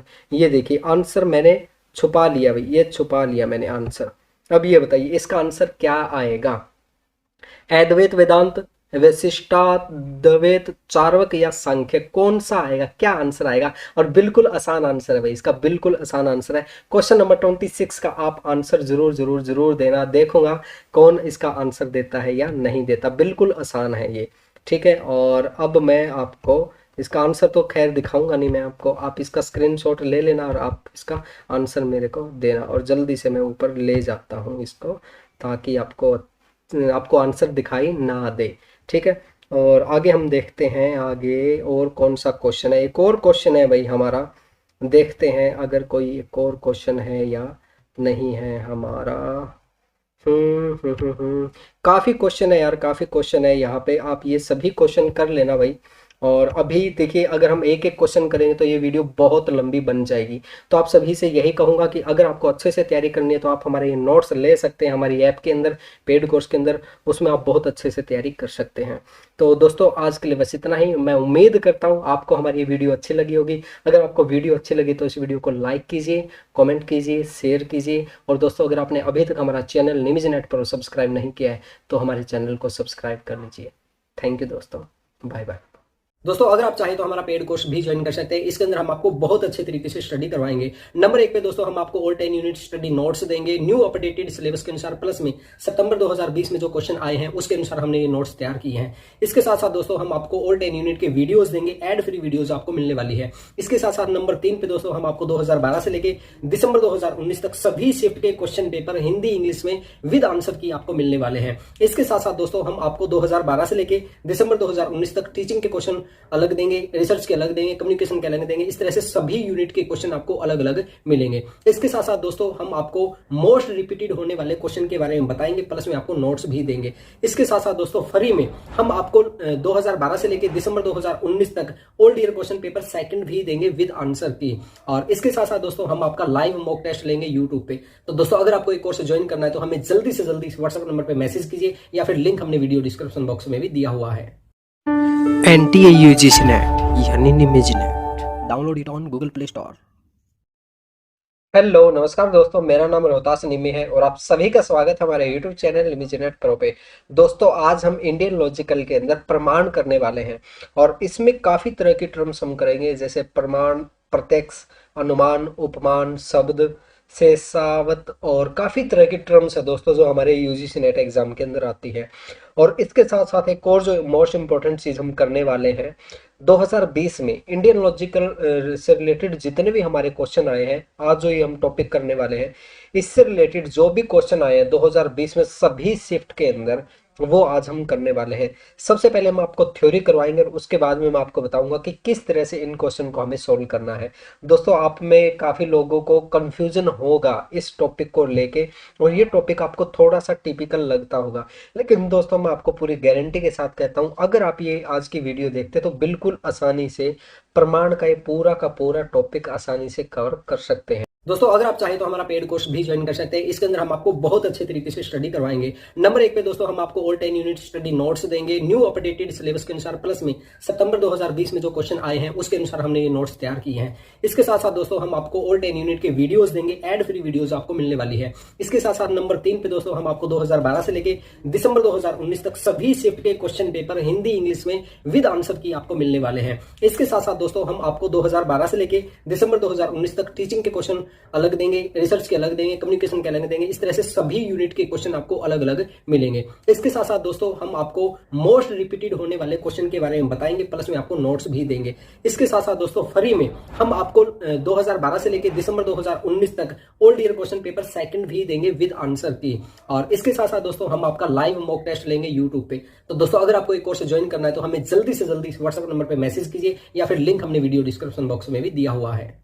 तो चलिए दोस्तों, हम थ्योरी करते हैं इसके अंदर। देखिए, सबसे पहले हम बात करते हैं प्रमाण की। प्रमाण क्या होता है? इससे पहले हमने एक और वीडियो बनाई थी दोस्तों, भारतीय दर्शन क्या है, और उसके अंदर हमने काफी तरह के टॉपिक किए थे, आस्तिक नास्तिक किए थे, और उसके अंदर काफी तरह की टर्म्स थी, और हमने किए थे इंडियन फिलोसफिकल स्कूल थे, वो भी हमने किए थे। तो वो चीजें आप कर लेना। अगर आपने वो वीडियो नहीं देखे तो वो वीडियो आप जरूर देखना, क्योंकि उसमें भी बहुत अच्छी हमने आपको बताई है, सारा टॉपिक अच्छे से करवाया हुआ है, तो आप वो वीडियो जरूर देखना। तो उसमें हमने बात की थी, प्रमाण की बात की थी, वहां पे थोड़ा सा जिक्र किया था हमने प्रमाण के बारे में। अब हम इसके अंदर पूरा डिटेल से जानने वाले हैं। देखिए, प्रमाण हम किसे कहते हैं, सबसे पहले हमें ये पता होना बहुत ज्यादा जरूरी है। भारतीय दर्शन में प्रमाण उसे कहते हैं जो सत्य ज्ञान कराने में सहायता करे, यानी कि जो हमें सच जानने के लिए सहायता करे, उसको हम क्या कहते हैं? प्रमाण कहते हैं। अर्थात वह बात जिससे किसी दूसरी बात का यथार्थ ज्ञान हो, यानी कि जिसके द्वारा हमें कोई दूसरी बात पता चले, उसके सच के बारे में पता चले। प्रमाण न्याय का मुख्य विषय है। ये देखिए, जो प्रमाण है वो किसका विषय है दोस्तों? न्याय का मुख्य विषय है। न्याय हमने कल किया था दोस्तों, और उसमें किस तरह से क्वेश्चन आते हैं ये भी मैंने आपको कल दिखाए थे। परमा नाम है यथार्थ ज्ञान का। यथार्थ ज्ञान जो हमें सही तरीके से ज्ञान हो जाए उसे हम क्या कहेंगे? प्रमा, उसको हम बोलेंगे। यथार्थ ज्ञान का जो करण हो, अर्थात जिसके द्वारा यथार्थ ज्ञान हो, उसे प्रमाण कहते हैं। ये वही बात आ गई ना, कि जिसके द्वारा हमें ज्ञान प्राप्त हो उसे हम क्या कहेंगे? प्रमाण कहेंगे। ठीक है, तो इस तरह से आप इसको याद रख सकते हैं। और इसमें जो भी क्वेश्चन आए वो मैं आपको दिखाने वाला हूँ। गौतम ने 4 प्रमाण माने। गौतम ने 4 प्रमाण कौन कौन से माने? प्रत्यक्ष, अनुमान, उपमान और शब्द, ये 4 माने हैं। और इसके अलावा और जो भी हमारे प्रमाण उनके बारे में भी हम चर्चा करेंगे। देखिए आगे हम बात करते हैं प्रत्यक्ष द्वारा जिस वस्तु के अस्तित्व का ज्ञान नहीं हो रहा हो, और उसको हम संकेत के द्वारा उसके अस्तित्व के बारे में जानने की कोशिश करते हैं, संकेत के द्वारा, तो उसको हम क्या कहेंगे? उस प्रक्रिया को हम कहेंगे अनुमान कहेंगे। ठीक है, और आगे हम बात करते हैं दोस्तों। आगे अनुमान प्रमाण में 5 खंड है जिसे हम अवयव कहते हैं। अनुमान के अंदर कौन कौन से है दोस्तों? प्रतिज्ञा है, हेतु है, उदाहरण है, उपन्य है, जो वाक्य बतलाए हुए चिन्ह या लिंग का होना प्रकट करे, और फिर है दोस्तों निगमन है। इन सभी टर्म्स के बारे में दोस्तों मैं आपको बहुत अच्छे तरीके से समझाऊंगा और बाद में क्वेश्चन भी दिखाऊंगा। अब देखिए, इसको एक उदाहरण से समझने की कोशिश करते हैं। यहाँ आग है, तो जहां पे आग हो वो क्या होगी दोस्तों? वो होगी प्रतिज्ञा होगी। यानी कि यहाँ पे आग है तो ये क्या होगी? प्रतिज्ञा। क्योंकि यहाँ धुआं है, यहाँ पे आग क्यों है? क्योंकि यहाँ पे धुआं है, तो इसको हम क्या कहेंगे? हेतु। हेतु यानी कि इन्होंने कारण दिया, कोई चीज दिया कि क्योंकि यहाँ पे धुआं है, तो वो क्या हो गया? हमारा हेतु है। आगे हम बात करते हैं, जहां जहां धुआं रहता है वहां वहां आग रहती है, जैसे रसोई घर में। ठीक है, यानी कि यहाँ से हमने क्या है कि एक एग्जाम्पल क्रिएट कर लिया कि जहां जहां पे धुआं रहेगा ना वहां वहां पे आग रहेगी, तो इसको हम क्या मानेंगे? इसको हम मानेंगे उदाहरण मानेंगे। यहाँ पर धुआं है, यानी कि यहाँ पे धुआं है, तो इसका मतलब क्या हुआ? उपनय हुआ। यानी कि जो हमने उदाहरण दिया था उस उदाहरण को हमने कहीं पे अप्लाई किया और हमें पता चला कि यहाँ पे धुआं है, तो उसे हम क्या कहेंगे, उपनय कहेंगे। इसके लिए आगे है, इसलिए यहाँ पर आग है, यानी कि यहाँ पर धुआं है, ये क्या हो गया, उपनय हो गया। और इसलिए आग है, रिजल्ट निकाल दिया कि यहाँ पे आग है, तो वो क्या हो गया, हमारा निगमन हो गया, यानी कि हमारा रिजल्ट वहां से आ गया। तो इस तरह से आप इसको देख सकते हैं। साधारणतः इन 5 अवयवों से युक्त वाक्य को न्याय कहते हैं, जिसके अंदर ये सभी, इस वाक्य, जिस वाक्य के अंदर ये सभी के सभी पांचों चीजें इंक्लूड हो, उसे हम क्या कहेंगे, उसे हम न्याय कहेंगे। अतः इन 5 अवयवों से युक्त प्रमाण को अनुमान प्रमाण कहते हैं। ठीक है। और आगे हम बात करते हैं, जैसे ये चीज मैंने आपको कल भी करवाई थी कि भारतीय दर्शन के विभिन्न संप्रदायों में प्रमाणों की संख्या भिन्न भिन्न हो सकती है, अलग अलग हो सकती है। ये हमने स्कूल किए थे, अलग अलग स्कूल थे हमारे इंडियन फिलोसफी से रिलेटेड और अलग अलग फिलोसफी से रिलेटेड, ये सभी हमने किए थे। अगर आप दोबारा से देखना चाहो तो इन सभी को आप दोबारा से देख सकते हैं। फिर भी मैं आपको बता देता हूँ, इंपॉर्टेंट चीज बता देता हूँ जो हमारे एग्जाम के अंदर आई हुई है। चार्वाक के अंदर दोस्तों इन्होंने क्या माना था, केवल प्रत्यक्ष प्रमाण को ही इन्होंने माना था, अनुमान को इन्होंने नहीं माना था। ये अनुमान पे विश्वास नहीं करते। और इन सभी स्कूल के बारे में दोस्तों मैंने कल की जो वीडियो थी उसके अंदर बहुत अच्छे तरीके से बताया। अगर आपने वो वीडियो नहीं देखे तो सबसे पहले आप वही वीडियो देखें, तभी ये वीडियो आपको समझ में आएगी। और उसमें भी मैंने 2020 में जितने भी क्वेश्चन आए हैं वो क्वेश्चन आपको दिखाए, बहुत ही अच्छे तरीके से मैंने आपको एक्सप्लेन वो किया हुआ है। तो ये चीज आप ध्यान में रख लेना। बौद्ध के अंदर क्या क्या प्रमाण थे हमारे, प्रत्यक्ष था, अनुमान था, और एक क्या था, अपोह था। अपोह वो अलग चीज है, ये भी इसके अंदर इंक्लूड है। तो ये ऐसे क्वेश्चन पूछते हैं कि बौद्ध धर्म के अंदर किन किन को इंक्लूड किया जाता है, किसको शामिल नहीं किया जाता, इस तरह के क्वेश्चन हमारे आए हुए हैं। तो आप वो देख लेना, ये सभी के सभी आप देख लेना किस धर्म के अंदर, किस संप्रदाय के अंदर कौन सा प्रमाण इंक्लूड है। आगे हम बात करते हैं दोस्तों, प्रमाण के मुख्य रूप से निम्न प्रकार है। जो हमारे प्रमाण है ना, ऊपर तो हमने क्या है कि ये थोड़ी बेसिक चीजें की थी, और अब हम इसके मुख्य रूप से जो टाइप है वो हम करने की कोशिश करते हैं। सबसे पहले इसके अंदर दोस्तों हमारा है प्रत्यक्ष, जिसको हम डायरेक्ट रूप से देख सकते हैं, और इसे हम क्या कहेंगे, परसेप्शन इसको हम बोलेंगे। उसके बाद में हमारे पास अनुमान, इन्फ्रेंस इसको बोलेंगे। ये सभी सभी के सभी अभी हम करने वाले विद डिटेल, बिल्कुल आसानी से आपको करवाने वाला हूं मैं। यहाँ पे जल्दी जल्दी देख लेते हैं एक बार इसको। पहले है प्रत्यक्ष, फिर है अनुमान, फिर है उपमान, फिर है हमारे पास शब्द, उसके बाद है अर्थापत्ति, और उसके बाद है अनुपलब्धि। अब इनके बारे में हम डिटेल से जानने की कोशिश करते हैं। सबसे पहले नंबर 1 पे आता है दोस्तों प्रत्यक्ष आता है, और आप इसको इंग्लिश में भी देख लेना ताकि आपको अच्छे से ये चीज समझ में आ जाए। प्रत्यक्ष को हम परसेप्शन कहते हैं। और प्रत्यक्ष का मतलब क्या होता है दोस्तों, इनमें से आत्मा, मन और इंद्रिय का संयोग रूप जो ज्ञान का कारण में प्रमाण है वही प्रत्यक्ष है। देखिए इसको मैं आपको बिल्कुल आसान भाषा में समझाने की कोशिश करता हूं। जब हम अपनी इंद्रियों के द्वारा, यानी कि सेंस के द्वारा, छू के, देख के, सुन के किसी चीज को महसूस करते हैं, यानी कि प्रत्यक्ष रूप से हमारे सामने कोई चीज होती है, तो उसे हम क्या कहेंगे, प्रत्यक्ष प्रमाण कहेंगे। यानी कि जो हमारे सामने बिल्कुल डायरेक्ट हो, डायरेक्ट हम किसी चीज को सूंघ सकते हैं। और अगर कोई आदमी ये कहे कि यहाँ पे ना भाई यहाँ पे कुछ दारू पड़ी है, वहां पे ये कहे कि शराब पड़ी है, ठीक है, एक तो वो केवल व्यक्ति कह रहा है, वो कहने से उसकी बात झूठ भी हो सकती है, सच भी हो सकती है।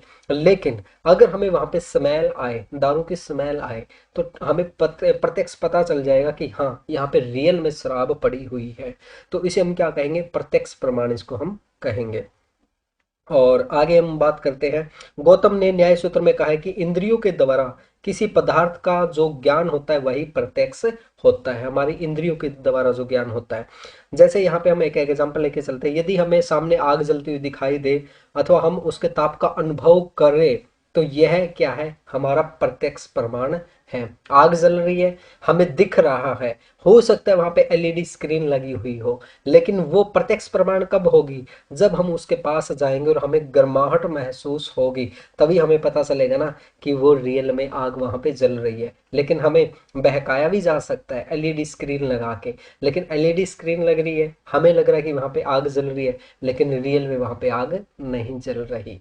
लेकिन जब हम उसके पास जाएंगे, हम गर्माहट महसूस करेंगे, तो वो हमारा क्या होगा, प्रत्यक्ष प्रमाण होगा। तो दोस्तों आप यहाँ पे देख सकते हैं सारी चीज़ें मैंने आपको बहुत ही अच्छे तरीके से समझाई हुई है। अगर आप ये नोट्स लेना चाहें तो ले सकते हैं, आप हमारा पेड कोर्स ज्वाइन कर सकते हैं और आप हमारी ऐप डाउनलोड कर लीजिए निमिज नेट, उसके अंदर आपको सभी स्टडी नोट्स मिल जाएंगे और 2012 से लेके 2020 तक सभी शिफ्ट के क्वेश्चन पेपर हमने अलग अलग किए हुए टॉपिक वाइज। ठीक है, तो आप ये अच्छे से स्टडी करना चाहे तो हमारा पेड कोर्स ज्वाइन कर सकते हैं। अब देखिए, परसेप्शन जो है, प्रत्यक्ष प्रमाण है, उसको हम दो भागों में डिवाइड कर सकते हैं। तो ये देखिए, जो प्रत्यक्ष प्रमाण है उसको हम दो भागों में कौन कौन से में डिवाइड कर सकते हैं। एक है ऑर्डिनरी, इसको हिंदी में कहते हैं लौकिक कहते हैं। आप ये ध्यान में रखिए, ये सभी के सभी ध्यान आप नाम ध्यान में रखना, क्योंकि एग्जाम के अंदर नाम चेंज करके वो दे देते हैं हर बार, तो आप इनको ध्यान में रखना। इसको ऑर्डिनरी भी कहते हैं, लौकिक भी कहते हैं, आप यहाँ पे हिंदी में भी देख सकते हैं लौकिक, या फिर साधारण भी इसको हम कह सकते हैं। अब देखिए, जो लौकिक है हमारा, ऑर्डिनरी है, उसके 6 टाइप है। अब देखिए यहाँ पे एक, आप थोड़ा सा कंफ्यूज मत हो जाना, मैं आपको थोड़ी सी एक चीज बता देता हूँ। देखिए, अब देखिए यहाँ पे हम किसकी बात कर रहे हैं, यहाँ पे हम प्रमाण की बात कर रहे हैं। ठीक है, और प्रमाण के कितने प्रकार है, प्रमाण के इन्होंने 6 टाइप यहाँ पे दिए हुए हैं। और अब देखिए, प्रमाण के अंदर सबसे पहले हम बात करते हैं, प्रत्यक्ष की बात कर रहे हैं। ठीक है, प्रत्यक्ष की बात कर रहे हैं। अब प्रत्यक्ष के अंदर 2 टाइप आ गए हमारे, प्रत्यक्ष के कितने, 2 टाइप आ गए। एक आ गया हमारा लौकिक और एक आ गया अलौकिक हमारा आ गया। यहाँ पे मैं आपको दिखा देता हूँ, ये हम प्रत्यक्ष की बात कर रहे हैं। यहाँ पे देखिए हमारे एक आ गया, ये लौकिक आ गया। ठीक है, और जो दूसरा आएगा हमारा, दूसरा आएगा अलौकिक हमारा आएगा। अब देखिए यहाँ पे हमने बात की थी कि जो प्रत्यक्ष है, प्रत्यक्ष के 2 टाइप है। ठीक है, लौकिक और अलौकिक। अब जो ये 2 टाइप है ना, लौकिक और अलौकिक, इनके भी टाइप है, समझे, इनके भी टाइप है। ठीक है, तो इनको हमें थोड़ा सा समझना जरूरी है। और आप कंफ्यूज मत होना, मैं आपको बहुत ही आसानी से समझा रहा हूँ, और जो चीज़ इंपॉर्टेंट होगी ना वही चीज़ मैं आपको बता दूंगा, और ज़्यादा हमें बहुत ज़्यादा डिटेल में पढ़ने की ज़रूरत नहीं है। अब देखिए, जो हमारा लौकिक है, लौकिक जैसे हमने बात की थी कि जो चीज़ हमारे सामने हो, हमारी सेंस के थ्रू हम किसी चीज़ को जानने की कोशिश करते हैं। इसके अंदर क्या है, देखिए नंबर 1 पे आते हैं विजुअल परसेप्शन, यानी कि जिससे हम अपनी आंखों के द्वारा देख के किसी चीज़ के होने या ना होने का आंसर निकालते हैं, रिजल्ट निकालते हैं, तो उसे हम क्या कहेंगे, विजुअल परसेप्शन कहेंगे, या चाक्षुक प्रत्यक्ष उसको हम कहेंगे। दोस्तों इसमें से क्वेश्चन आ चुका है। अब देखिए, अब मैं आपको इंपॉर्टेंट चीज बता रहा हूँ, ध्यान रख लेना। इनमें से क्वेश्चन आ चुका है, ये हमारे जो 6 टाइप है, 6-7 टाइप जो है, इनमें से क्वेश्चन आ चुका है। ये हमारे 6 टाइप है, इनमें से क्वेश्चन आए, मैं अभी आपको दिखाने वाला हूँ। इस वीडियो का पूरा देखना दोस्तों, अंत तक देखना, मैं सभी क्वेश्चन आपको दिखाने वाला हूँ विद प्रूफ। अब ये देखिए, सबसे पहले विजुअल परसेप्शन, यानी कि जिसको हम देख के किसी चीज के होने या ना होने का पता लगाए। उसके बाद में है ऑल फैक्ट्री, इसके अंदर हम क्या करते हैं, किसी चीज को सूंघ के उसके होने या ना होने का पता लगाते हैं।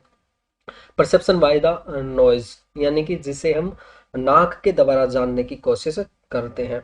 आगे है ऑडिटरी, इसके अंदर क्या होता है, परसेप्शन बाय द ईयर, यानी कि सुन के किसी चीज के होने या ना होने का पता करते हैं। उसके बाद में है टेक्टाइल, टेक्टाइल के अंदर क्या होता है, स्पर्श द्वारा किसी चीज को छू के हम देखते हैं। जैसे पानी है, पानी अब हमें पता नहीं है कि वो गर्म है या कैसा है, उसके अंदर हम हाथ डालेंगे तो हमें पता चल जाएगा कि ये पानी तो यार बहुत ही ज्यादा ठंडा पानी है। अब देखिए, पानी है नॉर्मल, वो हमें ऐसे लग सकता है कि ये हाँ नॉर्मल पानी है, लेकिन हाथ डालेंगे तभी तो हमें पता चलेगा ना कि कितना ज़्यादा वो ठंडा है, कितना वो गर्म है।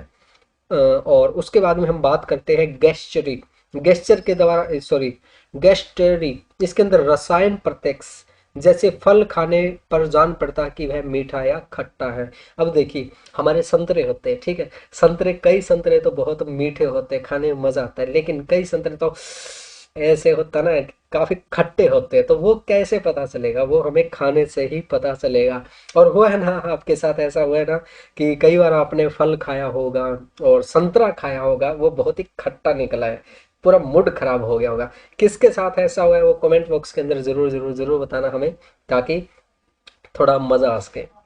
और आगे हम बात करते हैं मेंटल अवेयरनेस यानी कि मानस प्रत्यक्ष, जैसे सुख दुख दया आदि का अनुभव करना, यानी कि कोई व्यक्ति दुखी लग रहा है तो हमें पता चल जाएगा कि हाँ इसकी मानसिक स्थिति ठीक नहीं है, इसको ठेस पहुंची है, तो इसके द्वारा हम किसी चीज का पता लगाते हैं तो उसे मेंटल अवेयरनेस कहते हैं।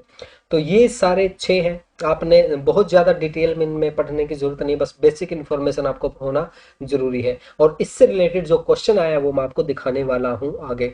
और चलिए, हाँ इसमें ही हमने इंक्लूड किया, ये देखिए 12 नवंबर 2020 का पेपर है ये। और इसके अंदर किस तरह से हमारा क्वेश्चन आया था, भारतीय शास्त्रीय तर्क शास्त्र संप्रदाय के अनुसार निम्नलिखित में से कौन सा ज्ञानेंद्रिय नहीं है, कौन सा ज्ञानेंद्रिय नहीं है, यानी कि जिसके अंदर हम सेंस की बात नहीं करते, कौन सा है इसके अंदर वो हमें देखना। मनस, मनस की अभी हम बात करते हैं करके आए ना, जो मानस, ये देखिए मानस प्रत्यक्ष, ये आ गया ना नंबर 6 वाला मानस, यानी कि मेंटल अवेयरनेस की बात करते हैं, ये तो इसके बिल्कुल राइट है। इसने क्या क्या कहा है कि कौन सा नहीं है वो हमें बताना है। आगे हम देखिए चक्षु, चक्षु यानी कि जो हमारे चक्षु क्या होते हैं, चक्षु हमारे होते हैं आंख, जो होती है आंखों के द्वारा। ये जो शब्द है ना दोस्तों, ये हमारे संस्कृत के शब्द है। आगे है स्त्रोत, स्त्रोत यानी कि जिससे हम सुन के करते हैं किसी चीज से। तो अब ये देखिए सविकल्प, ये हमारा अलग है दोस्तों, इसके बारे में हमने बात नहीं की थी, इसके बारे में बात नहीं की थी ना, ये देखिए सविकल्प इसके अंदर कहीं भी नहीं है, तो ये हमारा राइट आंसर आ जाएगा। तो दोस्तों इस तरह से आप बिल्कुल आसानी से क्वेश्चन कर सकते हैं, और इस तरह से आप एक एक टॉपिक को विद क्वेश्चन करके देखेंगे कि किस तरह से क्वेश्चन हमारे एग्जाम के अंदर आ रहे हैं। तो दोस्तों आपका नेट तो क्या, आपका जेआरएफ भी हो सकता है। तो दोस्तों मैं आपको यही कहूंगा कि आप हमारे नोट्स ले लीजिए, अच्छे से स्टडी हो जाएगी आपकी भाइयों बहनों।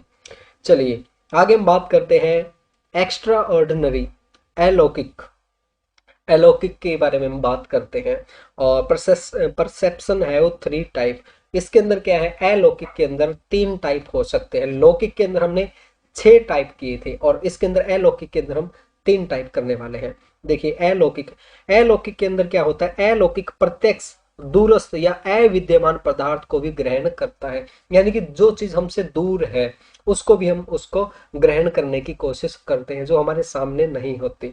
इसके अंदर क्या होता है, 3 तरह की चीजों की बात करते हैं हम। अलौकिक निष्कर्ष में 3 तरह की चीजें आती है। एक होता है सामान्य लक्षण, एक होता है ज्ञान लक्षण, तीसरा होता है योगज होता है। अब देखिए इसमें नंबर 1 पे बात करते हैं, हम सामान्य लक्षण की बात करते हैं। जैसा नाम से पता चल रहा है दोस्तों, इसके अंदर हमें किसी चीज के बारे में पहले थोड़ी सी बेसिक नॉलेज होती है, और उसी से हम आंसर निकालने की कोशिश करते हैं। ज्ञात सामान्य या सामान्य ज्ञान को सामान्य लक्षण निष्कर्ष कहा जाता है। इसके अंदर हमें जैसे मान के चलिए कहीं पे कीचड़ हो गया है, ठीक है, हम ये सोचते हैं भाई कीचड़ तो बारिश की वजह से हो सकता है, ठीक है, तो वहां पे हम उसका आंसर निकाल देते हैं भाई हाँ यहाँ पे बारिश हुई होगी। लेकिन हो सकता है ऊपर से किसी ने फवारा चला दी, उस पूरी गली के अंदर फवारा चला दिया हो, ठीक है, और इवनिंग का टाइम हो, हमें ऐसा लगे कि यार यहाँ पे बारिश हो सकती है। तो हमें कुछ चीजों का ज्ञान होता है, और उसी के द्वारा हम आंसर निकालने की कोशिश करते हैं, और वो सही भी हो सकता है, वो गलत भी हो सकता है। अब देखिए इसके अंदर आप पढ़ेंगे तो ये बहुत ही ऊट पटांग आपको नजर आएगा, क्योंकि इसके अंदर काफी बहुत ही ज्यादा डिटेल में हिंदी भाषा का यूज किया गया है। तो आप इसमें ऐसे ही समझ लीजिए, जहाँ पे हमें किसी चीज का सामान्य ज्ञान हो और उसी के द्वारा कोई रिजल्ट निकालने की कोशिश करें तो उसे हम क्या कहेंगे, सामान्य लक्षण उसको हम कहेंगे। आगे हम कहते हैं ज्ञान लक्षण कहते हैं। इसके अंदर क्या होता है, when one sense organ can also perceiving quality not attributable to it, as when seeing a chill one noun that it would be better or hot। इसके अंदर क्या होता है, ज्ञान लक्षण, ज्ञान लक्षण का मतलब क्या है कि जैसे कोई चीज है, उसको देख के हमने उसका आंसर निकालने की कोशिश की है, उसका हमें ज्ञान था। जैसे कि नाम से पता चल रहा है ना कि ज्ञान लक्षण, जैसे हमने मिर्च ली, ठीक है, मिर्च को देख के हमने कहा भी ये ना बहुत ही ज्यादा तीखी हो सकती है, तीखी होगी यार ये मिर्च। और जैसे लाल मिर्च हमने ले ली, लाल मिर्च को देख के हम कहेंगे ओहो हो ये तो यार बहुत ही ज्यादा खतरनाक है। तो वहां पे हमने आंसर जो निकाला वो कहाँ से निकाला, ज्ञान लक्षण से निकाला, क्योंकि हमें उसके बारे में ज्ञान था, पहले से उसके बारे में हमें नॉलेज थी। ठीक है, तो यहाँ पे हम इसको क्या कहेंगे, ज्ञान लक्षण इसको हम बोलेंगे। आगे हमारे पास योगज है। योगज का मतलब क्या होता है दोस्तों, इसमें से क्वेश्चन आया हुआ है हमारे एग्जाम के अंदर। When certain human being from the power of yoga can pursue past present and future and have super natural abilities either complete और सम। देखिए इसके अंदर क्या होता है कि हम योगा के द्वारा हम आत्मा का अनुभव करते हैं। योगा के द्वारा जैसे मेडिटेशन करते हैं, हमें बहुत अच्छा फील होता है। योगा के द्वारा हम अपने आप में बदलाव लेके आने की कोशिश करते हैं। योगा के द्वारा अपनी सेंस के द्वारा किसी चीज के होने या ना होने का पता करते हैं। हम भगवान को महसूस करने की कोशिश करते हैं, तो वहां पे क्या होगा, योगज होगा। ठीक है, योगज होगा। ये चीज आप ध्यान में रखना। तो ये तीन चीज हमने की अलौकिक के अंदर की, और इससे रिलेटेड जो क्वेश्चन आए हैं वो मैं आपको दिखाने वाला हूँ। आपको बार बार कह रहा हूँ इस वीडियो को पूरा देखना, ठीक है। वेरी गुड, शाबाश। चलिए आगे हम बात करते हैं कि देर आर टू मॉडल और स्टेप इन परसेप्शन। प्रत्यक्ष के में दो तरीके या चरण होते हैं। प्रत्यक्ष में दो तरीके या चरण है। ये हमारे लिए करना क्यों जरूरी है, अब देखिए अभी हम प्रत्यक्ष पे बात कर रहे हैं। किस पे बात कर रहे हैं, अभी हम प्रत्यक्ष को ही लेके चल रहे हैं। ये देखिए ये देखिए ये देखिए, हमारे प्रमाण के 6 भाग है ना, 6 भाग में से अभी भैया प्रत्यक्ष ही चल रहा है। ठीक है, अभी क्या चल रहा है, प्रत्यक्ष चल रहा है। तो ये सभी मैं आपको क्यों करवा रहा हूँ, क्योंकि यार इनमें से हमारे एग्जाम के अंदर क्वेश्चन आ चुके हैं इन टॉपिक से रिलेटेड, इसलिए मैं आपको ये करवा रहा हूँ। नहीं, मेरा ऐसा कोई इरादा नहीं है कि आपको फालतू की चीजें बताऊं, ऐसा कोई इरादा नहीं है। अब देखिए इसके अंदर क्या होता है, दो प्रत्यक्ष के दो तरीके चरण क्या क्या हो सकते हैं। नंबर 1 पे है निर्विकल्प। जैसा नाम से ही पता चल रहा है, निर्विकल्प। When one just pursue an object without being able to know its future. यानी कि जिसके अंदर हम उसके फीचर के बारे में नहीं पता होता, लेकिन फिर भी हम उसको रिसीव कर लेते, उसको एक्सेप्ट कर लेते। निर्विकल्प यानी कि उसके विकल्प के बारे में हमें नहीं पता, उसके अलग अलग फीचर क्या है, उसके क्या क्या फंक्शन है, उसके बारे में हमें नहीं पता, फिर भी हम उसको एक्सेप्ट कर लेते हैं। और इसमें क्या होता है, इस प्रत्यक्ष में वस्तु के स्वरूप मात्र का भान होता है। उसका स्वरूप कैसा है वो हमें पता होता है, बस उसकी विषय भूत में परस्पर संबंध का ज्ञान नहीं होता। अतः इस प्रत्यक्ष की विशेषता विशेषणता है भगवान। काफी उठपटांग शब्द आने शुरू हो गए। अब इसको आप ऐसे ही समझिए कि जिसके जिसके फीचर वगैरह के हम के बारे में हमें नहीं पता, उसके गुण लक्षण वगैरह नहीं पता होता, लेकिन फिर भी हम उसको एक्सेप्ट कर लेते हैं, तो उसे हम क्या कहेंगे, निर्विकल्प हम उसको कहेंगे। और इससे रिलेटेड एक क्वेश्चन आया हुआ है हमारा, वो मैं आपको बताऊंगा। आगे हम बात करते हैं सह विकल्प की बात करते हैं, जिसके अंदर सभी विकल्प हो, सभी ऑप्शन हो। When one is able to clearly known an object. जब हम किसी ऑब्जेक्ट को बहुत अच्छे तरीके से जानते हैं, यह प्रत्यक्ष विशिष्टाग्राही होता है। इसकी विशेषता, हे भगवान, दोबारा फिर वो चीजें आ गई। ठीक है, काफी ऊट पटांग है। तो इसके अंदर आप इतना ही समझ लीजिए, सह विकल्प जिसके फीचर के बारे में हम जानते हैं, उसकी सभी विशेषताओं के बारे में हम जानते हैं, तो उसको हम अच्छे से एक्सेप्ट करते हैं। और देखिए मैं आपको बार बार कह रहा हूँ, इनके बारे में हमें बहुत ज्यादा डिटेल से जानने की जरूरत नहीं है, क्योंकि अगर इनके बारे में हम डिटेल से जानेंगे ना, तो दोस्तों भारतीय दर्शन हमारा 1 महीने में जाके कंप्लीट होगा। मैं आपको यहाँ पे केवल बेसिक नॉलेज दे रहा हूँ, और हमें बहुत ज्यादा डिटेल से जाने की जरूरत नहीं है। और जहाँ पे हमें बहुत ज्यादा ध्यान देने की जरूरत होगी, वहां पे मैं आपको बता दूंगा, क्योंकि मैंने एनालिसिस किए हुए हैं, तो मुझे पता है कि कौन सा टॉपिक हमारे लिए कितना ज्यादा जरूरी है। फिर भी अगर आपको कोई कमी लगती है तो आप हमें जरूर जरूर जरूर बताना, कमेंट बॉक्स के जरिए हमें बता सकते हैं। और अगर आपको हमारी वीडियो अच्छी लग रही है तो इसे लाइक जरूर कीजिए यार, और कमेंट बॉक्स के अंदर जरूर बताना कि आपको हमारा पढ़ाना कैसा लग रहा है। चलिए दोस्तों आगे हम नंबर 2 पे बात करते हैं, अनुमान की बात करते हैं, और अनुमान को हम इंग्लिश में इन्फरेंस कहते हैं। अब देखिए इसके अंदर क्या होता है कि प्रत्यक्ष को लेकर जो ज्ञान हमें प्राप्त होता है उसको हम अनुमान कहते हैं। अब देखिए प्रत्यक्ष हमने क्या किया था, हमने देखा कि आग जल रही है, यानी कि जहां पे धुआं है वहां पे आग होती है। इससे हमने एक उदाहरण क्रिएट कर लिया कि जहां जहां पे धुआं जलेगा वहां पे हमारी आग होगी। इससे हमने अनुमान लगाना शुरू कर दिया चीजों का, तो इसे हम क्या कहेंगे, अनुमान कहेंगे। अब देखिए हमने बराबर देखा कि जहां धुआं रहता है वहां आग रहती है, तो इससे हमने क्या है, अनुमान लगाया ना किसी चीज का, तो इसे हम क्या कहेंगे, अनुमान कहेंगे। इसी को न्यायिक व्याप्ति ज्ञान कहते हैं, जो अनुमान की पहली सीढ़ी मानी जाती है। अब देखिए यहाँ पे, जैसे यहाँ पे ये धुआं उठ रहा है, हम यहाँ पे अनुमान लगा रहे हैं कि यहाँ पे आग हो सकती है। अब हो सकता है यहाँ पे कुछ और वजह से धुआं उठ रहा हो, क्या कि हो सकता है आर्टिफिशियल किसी मशीन से धुआं क्रिएट किया जा रहा हो, आग ना लग रही हो, लेकिन हमने यहाँ पे अनुमान लगाया ना कि यहाँ पे आग हो सकती है, क्योंकि यहाँ पे धुआं है, और धुआं हमने प्रत्यक्ष रूप से एक चीज में देखा था, वहां पे धुआं था और वहां पे आग जल रही थी। यहाँ पे हम वही अनुमान लगा रहे हैं, लेकिन ये अनुमान हमारा सही भी हो सकता है और गलत भी हो सकता है, कुछ भी हो सकता है। अनुमान तो अनुमान होता है, तो इसे हम क्या कहेंगे, अनुमान कहेंगे। अब यहाँ पे आप इंग्लिश में भी पढ़ना चाहे तो इसको पढ़ सकते हैं। अब देखिए अनुमान के अंदर हमारी कितनी चीजें आती है, 5 तरह की चीजें आती है अनुमान के अंदर। ये पांचों की पांचों चीजें आप अच्छे से कर लेना, ये चीजें हमने ऊपर भी की थी। नंबर 1 पे आती है प्रतिज्ञा, आती है दोस्तों। और प्रतिज्ञा को हाइपोथेसिस भी कहते हैं, साध्य का निर्देश करने वाला, अर्थात अनुमान से जो बात सिद्ध करना है उसका वर्णन करने वाला वाक्य क्या कहलाता है, प्रतिज्ञा कहलाता है। यानी कि जो बात हमें सिद्ध करनी है उसके लिए जो हम सेंटेंस यूज करते हैं उसे हम क्या कहेंगे, प्रतिज्ञा कहेंगे। जैसे यहाँ पर आग है, यहाँ पर आग है, ये क्या हुआ दोस्तों, ये हमारी प्रतिज्ञा है। ये जो सेंटेंस है ना, यहाँ पर आग है, इसी से हम सिद्ध करेंगे ना किसी चीज को, तो ये क्या होगी, हमारी प्रतिज्ञा हो गई। ठीक है, अनुमान से जो बात सिद्ध करना है उसका वर्णन करने वाले वाक्य को हम प्रतिज्ञा कहते हैं। अब देखिए यहाँ पे आप इंग्लिश में देखना प्रतिज्ञा लिखा हुआ है, तो इसलिए मैं कहता हूँ हिंदी इंग्लिश दोनों में आपको याद होना जरूरी है। इंग्लिश हिंदी दोनों में जो वर्ड है थोड़े अलग अलग हो सकते हैं। आगे हम बात करते हैं हेतु। हेतु क्या होता है, हेतु को इंग्लिश में हेतु ही कहा जाता है, और ऐसे ही हमारा क्वेश्चन आता है, जिस लक्षण या चिन्ह से बात प्रमाणित की जाती है उसे हम क्या कहेंगे, हेतु बोलेंगे। जिसके द्वारा, जिस लक्षण के द्वारा, जिस साइन के द्वारा किसी बात को प्रमाणित किया जाए।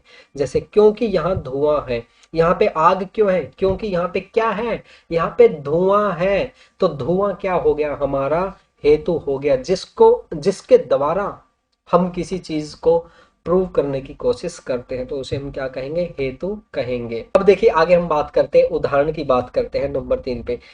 उदाहरणों के बारे में हमने बात की थी कि हम किसी चीज को प्रत्यक्ष रूप से देखते हैं, उसका हमें ज्ञान हो जाता है, और उसी चीज को हम फिर दूसरी जगह पे लागू करते हैं और वहां पे अनुमान लगाते, भाई हाँ यहाँ पे ये चीज हो सकती है। तो जो हमने अनुमान लगाया है तो उसे हम क्या कहेंगे, उदाहरण कहेंगे। जैसे जहां जहां पे आग होती है वहां पे धुआं होगा, जो जो धुआं है ना, धुआं क्या है कि उदाहरण हमने क्रिएट कर लिया। ठीक है, कि जहां जहां पे धुआं होगा वहां पे आग होगी, तो ये क्या होगा, हमारा उदाहरण हो जाएगा। जहां जहां धुआं रहता है वहां वहां आग रहती है, जैसे रसोई घर में। ठीक है, तो ये हमारा जो धुआं है, धुएं को हमने एज ए उदाहरण मान लिया। तो इस तरह से आप इसको समझ सकते हैं। उपनय, उपनय की हम बात करते हैं, जो वाक्य बतलाए हुए चिन्ह या लिंग का होना प्रकट करे तो उसे हम क्या कहेंगे, उसको हम उपनय कहेंगे। यानी कि जिसके द्वारा हमें पता चले, जो ये बतलाए, जो वाक्य बतलाए हुए चिन्ह या लिंग का होना प्रकट करे। जैसे कि यहाँ पर धुआं है, यहाँ पर क्या है, धुआं, ये क्या हुआ, हमारा उपनय हुआ, यहाँ पे धुआं है। और आगे हम बात करते हैं निगमन। निगमन के अंदर क्या होता है, सिद्ध की जाने वाली बात सिद्ध हो गई हो तो उसे हम क्या कहेंगे, निगमन कहेंगे। यानी कि बाद में हमने देखा भाई रसोई घर के अंदर धुआं है, ठीक है, वहां पे हमें जब बाद में पता चला हाँ भाई रियल में यहाँ पे आग लगी हुई थी, तो वो क्या हो गया, हमारा निगमन हो गया। यानी कि जो बात हमारी सिद्ध हो जाए, रिजल्ट निकल जाए, निष्कर्ष निकल जाए, उसको हम क्या कहेंगे, निगमन हम उसको बोलेंगे। अनुमान के भेद क्या क्या हो सकते हैं, यहाँ पे आप इंग्लिश में भी पढ़ सकते हैं। अनुमान के क्या क्या भेद हो सकते हैं। न्याय दर्शन में अनुमान के 3 भेद बताए गए। कौन कौन से बताए गए हैं, हमारा पूर्वत है, शेषवत है, और एक और है हमारा नंबर 3 पे एक और है हमारा सामान्य तो दृष्ट। ठीक है, ये तीन है, इन तीनों के बारे में हम बात करते हैं और इसमें से हमारा क्वेश्चन आ चुका है दोस्तों एग्जाम के अंदर, तो ये टॉपिक हमारे लिए करना जरूरी है। देखिए अनुमान के भेद कौन कौन से होते हैं। नंबर एक पे है पूर्वत, यानी कि कारण से कार्य अनुमान, जैसे मेघ से भावी वृष्टि का। पूर्वत यानी कि हमें किसी चीज के बारे में पहले ही आभास हो जाए तो उसे हम क्या कहेंगे, पूर्वत कहेंगे। जैसे कि बादल गरज रहे हैं तो हमें पता चल जाएगा कि हाँ आज बारिश होने वाली है, हमने पहले ही उसका भविष्य निर्धारित कर दिया ना कि क्या होने वाला है, पहले ही हमने उसके बारे में अनुमान लगा लिया किसी चीज के बारे में, तो इसको हम क्या कहेंगे, पूर्ववत इसको हम बोलेंगे। शेषवत, शेषवत के अंदर क्या होता है, जिसके द्वारा हम कोई रिजल्ट निकालने की कोशिश करते हैं, जिससे कोई बात होगी, ठीक है, और उसका शेष क्या बचता है, निष्कर्ष क्या बचता है, उससे हम कोई चीज का रिजल्ट निकालने की कोशिश करते तो उसे हम क्या कहेंगे, शेषवत कहेंगे।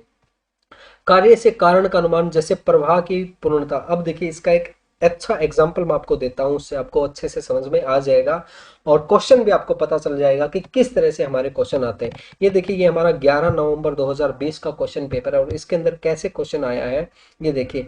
तालाब का पानी मटमैला है, ठीक है, तालाब का पानी कैसा है, मटमैला है, यानी कि वो मैला कुचैला है। विगत रात अवश्य बारिश हुई होगी। अब यहाँ से हमने क्या है कि एक आंसर निकालने की कोशिश की है। यहाँ पे हमने क्या देखा कि तालाब का जो पानी है ना वो मटमैला है, तो हो सकता है यहाँ पे हमारी बारिश हुई हो। तो यहाँ पे किस तरह का हमारा अनुमान लगा है, शेषवत अनुमान यहाँ पे हमारा लगा है, यानी कि उससे हम किसी रिजल्ट निकालने की कोशिश की है, कोई चीज घटित होगी तो उससे ये हो सकता है।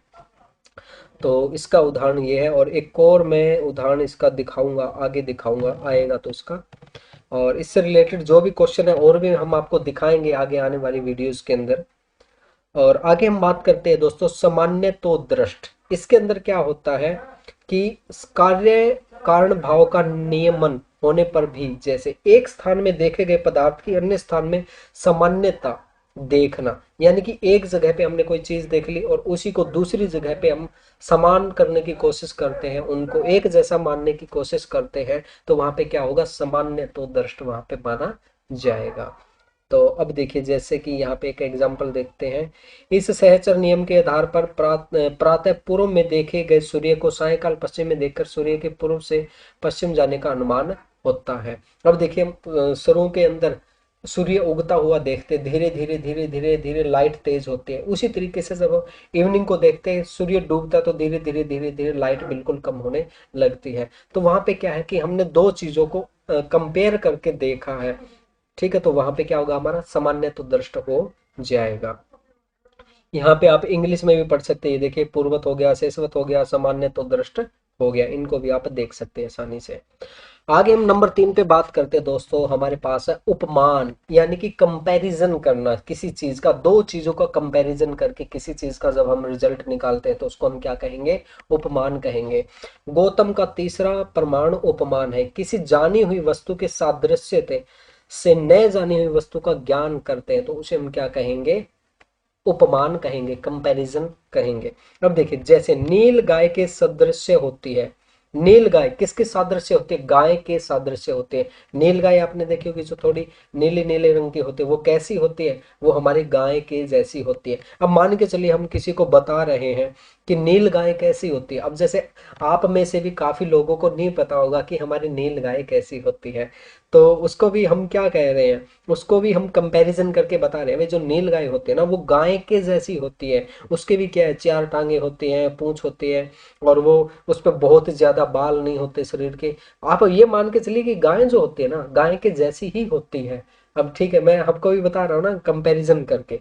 तो यहाँ पे किसी देखी हुई चीज को देख के, यानी कि जो चीज हमें पहले से पता है उसके द्वारा हम किसी और अन्य चीज को जानने की कोशिश करें तो उसे हम क्या कहेंगे, उपमान कहेंगे, कंपैरिजन उसको बोला जाएगा। ठीक है, और यहाँ पे हम बात करते हैं कि उपमान मीन्स कंपैरिजन एंड एनालॉजी। और इसमें से क्वेश्चन आए हैं दोस्तों, एक मैंने वीडियो बनाई हुई है 2-3 दिन पहले, वो आप वीडियो जरूर देखना, इसमें से कैसे क्वेश्चन आए हुए हैं आपको पता चल जाएगा। Hindu school consider it is as a proper mean of knowledge, इसको हिंदू स्कूल ने प्रॉपर मीन ऑफ नॉलेज माना है। The subject of comparison is formally called upameyam. ठीक है, इसको उपमेयम बोला जाता है। The subject of comparison is called upaman. इसका जो सब्जेक्ट हो ऑब्जेक्ट जो होता है उसको उपमान बोला जाता है। While the attributes are identify as सामान्य, इसको क्या बोला जाता है, सामान्य बोला जाता है। ये चीजें भी आप देख लेना। अब देखिए इससे रिलेटेड एक क्वेश्चन आया हुआ हमारा 12 नवंबर 2020 को क्वेश्चन आया था। वो क्वेश्चन हम देखते हैं। भारतीय तर्कशास्त्र में जान के किसी साधन से दो वस्तुओं के बीच समानता प्राप्त की जाती है, यानी कि जिसके अंदर जानबूझ के किसी दो चीजों के बीच में समानता प्राप्त करने की कोशिश की जाती है तो उसे हम क्या कहेंगे, तुलना, यानी कि कंपैरिजन हम उसको बोलेंगे। यही चीज तो हमने की थी ना कि जो चीज हमें पता है उसके द्वारा हम किसी अन्य चीज के साथ कंपैरिजन करने की कोशिश करते, समानता देखने की कोशिश करते, तो वहां पे हम क्या कहेंगे, कंपैरिजन हम उसको बोलेंगे, तुलना हम उसको बोलेंगे। ठीक है, तो आप इस तरह से इसको आसानी से याद रख सकते हैं। तो दोस्तों आप इसको बिल्कुल आसानी से इस तरह से याद रख सकते हैं। आगे हम बात करते हैं दोस्तों, आगे हमारे पास शब्द प्रमाण है। शब्द प्रमाण के अंदर क्या होता है दोस्तों, हम शब्दों के द्वारा किसी चीज के बारे में जानने की कोशिश करते हैं। यहाँ पे हमें कोई एक्चुअल में फिगर दी हुई होती है, उस फिगर पे हम विश्वास कर लेते हैं, हाँ भाई ये चीज बिल्कुल सही होगी। अब देखिए किसी ने कोई बात कह दी है, उसकी बात पे अब जैसे मान के चलिए कि मैथ का कोई फॉर्मूला दे दिया जाता है हमें, तो हम उस पर विश्वास कर लेते हैं, हाँ भाई ये क्वेश्चन है ना, ये क्वेश्चन इसी फॉर्मूले से निकलेगा। जैसे कोई बहुत बड़े टीचर आ जाए, वो हमें कहे कि ये लो ये फॉर्मूला और इस फॉर्मूले से क्वेश्चन निकलेगा, तो उनकी बात पे हम विश्वास कर लेते हैं। हम पहले ये चेक नहीं करेंगे कि हाँ आपने फॉर्मूला सही बनाया या गलत बनाया है, गलत तो नहीं बनाया आपने ये फॉर्मूला, हम चेक नहीं करते। चेक करने में हो सकता है हमें 1 महीना लग जाए, उसको प्रूव करने में 1 महीना लग जाए, लेकिन हम उस उनकी बातों पे विश्वास कर लेते, उस फॉर्मूले पे विश्वास कर लेते हैं, तो उससे हम क्या कहेंगे, शब्द प्रमाण कहेंगे। अब एक और इसका एग्जाम्पल मैं देता हूँ। जैसे कोई वैज्ञानिक हमें कहे कि पृथ्वी और चांद के बीच दूरी 3,84,400 किलोमीटर है, तो हम उनकी बातों पे विश्वास कर लेते हैं, तो यहाँ पे हमारा क्या होगा, शब्द प्रमाण हमारा हो जाएगा। अब देखिए नंबर 5 पे दोस्तों हमारे पास अर्थापति है। इसके अंदर क्या होता है दोस्तों, इसके अंदर हम किसी चीज को देख के उसकी स्थिति का अनुमान लगा के किसी चीज के बारे में रिजल्ट निकालने की कोशिश करते हैं, उसके पूरे एनवायरनमेंट को देखते हैं, उसकी बातों को सुनते हैं और फिर हम अर्थ निकालने की कोशिश करते हुए इसका कहने का मतलब क्या हो सकता है और इसका क्या मतलब हो सकता है, ये क्या अर्थ हो सकता है इसका। अब देखिए इसका मैं आपको बहुत ही अच्छा एग्जांपल देता हूँ, और ये जो एग्जांपल है दोस्तों हमारा यूजीसी नेट एग्जाम के अंदर आ चुका है, और इसके बारे में मैं आपको बताता हूँ क्या है। जैसे देवदत्त दिन में कुछ भी नहीं खाता फिर भी बहुत मोटा है। अगर मैं आपको कह दूं भाई मैं ना दिन में कुछ भी नहीं खाता, या फिर ये कह दे कि जो देवदत्त है ना, ये देखिए ये जो हमारा मोटू पतलू है, इसके बारे में आप जानते होंगे कि हम कह दे कि जो ये मोटू है ना दिन में कुछ भी नहीं खाता फिर भी बहुत मोटा है ये, तो फिर हम इससे अर्थ क्या निकालेंगे, क्या अर्थ निकालेंगे कि ये फिर जरूर रात को भोजन करता होगा, रात को बहुत खाता होगा।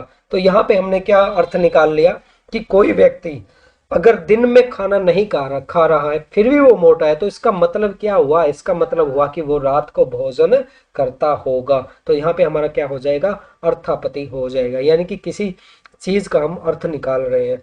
अब देखिए इसका एक एग्जाम्पल देखते हैं। एक क्वेश्चन आया था हमारा 12 नवंबर 2020 को क्वेश्चन आया है ये। इसके अंदर हम देखते हैं कि किस तरह से क्वेश्चन आया है, किस तरह से इन्होंने पूछा हुआ है। कक्ष में अनिल की सहभागिता उदासीन है, यानी कि जो अनिल है वो बहुत ही नर्वस रहता है। उसके माता पिता भी उसे सक्रिय नहीं मानते, उसके माता पिता भी उसको सक्रिय एक्टिव नहीं मानते, परंतु परीक्षा में उसका प्रदर्शन अच्छा से लेकर उत्कृष्ट रहा है, यानी कि लेकिन उसके बावजूद भी वो परीक्षा के अंदर बहुत ही अच्छा परफॉर्म करता है, अतः वह चुपके से एकांत में जरूर पढ़ता होगा। अब देखिए हमने आंसर निकाला ना। अब देखिए यहाँ पे हमने क्या देखा कि जो अनिल है ना, अनिल क्लास के अंदर बिल्कुल चुपचाप रहता है और नर्वस सा रहता है, किसी से बोलता नहीं है। उसके माता पिता भी कहते हैं कि ये एक्टिव नहीं है, लेकिन फिर भी हमने देखा कि हमेशा उसके एग्जाम के अंदर बहुत ही अच्छे मार्क्स आते हैं। तो यहाँ पे हमारा क्या हो गया दोस्तों कि हमने क्या इसका अर्थ निकाला, इसका अर्थ हमने ये निकाला कि वो फिर चुपचाप होके पढ़ता होगा, आसानी से पढ़ता होगा, वो चुपचाप रह के एकांत में पढ़ता होगा। यहाँ पे हमने क्या अर्थ निकाल लिया ना, तो यहाँ पे हमारा क्या हो गया, अर्थापति हमारा ये आंसर हो गया। और ये देख लीजिए 12 नवंबर 2020 को क्वेश्चन आया हुआ है। तो इस तरह से दोस्तों अगर आपका कॉन्सेप्ट क्लियर है तो बिल्कुल आसानी से आप यूजीसी नेट और जेआरएफ क्वालिफाई कर सकते हैं।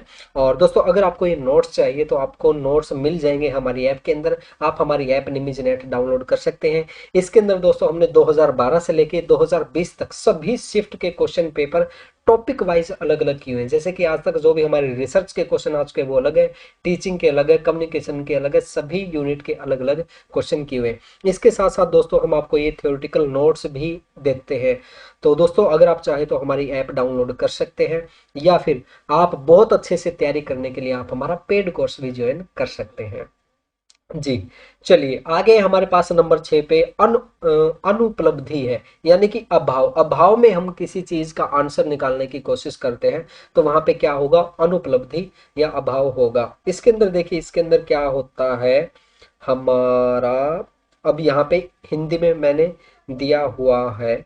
देखिए, प्रत्यक्ष आदि प्रमाणों के द्वारा जब किसी वस्तु का ज्ञान नहीं होता तब वह वस्तु नहीं है, इस प्रकार उस वस्तु के अभाव का ज्ञान हमें होता है। यानी कि कोई चीज हमें दिख नहीं रही है।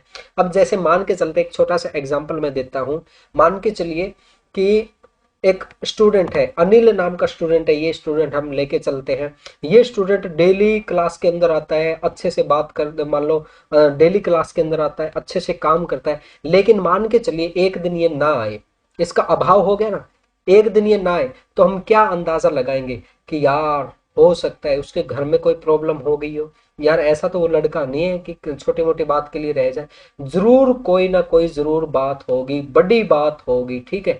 उसके अभाव में हमने क्या है, रिजल्ट निकालने की कोशिश की है, तो उसे हम क्या कहेंगे, अभाव हम उसको कहेंगे। और इसके अंदर क्या है कि इस अभाव का ज्ञान इंद्रिय सनिष्कर्ष आदि के द्वारा तो हो नहीं सकता, क्योंकि इंद्रिय सनिष्कर्ष भाव पदार्थों के साथ होता है। इसके द्वारा हम सेंस के द्वारा हम नहीं कर सकते, बट उसका अभाव होता है, वो प्रेजेंट नहीं होता, तब हम उसका आंसर निकालने की कोशिश करते हैं।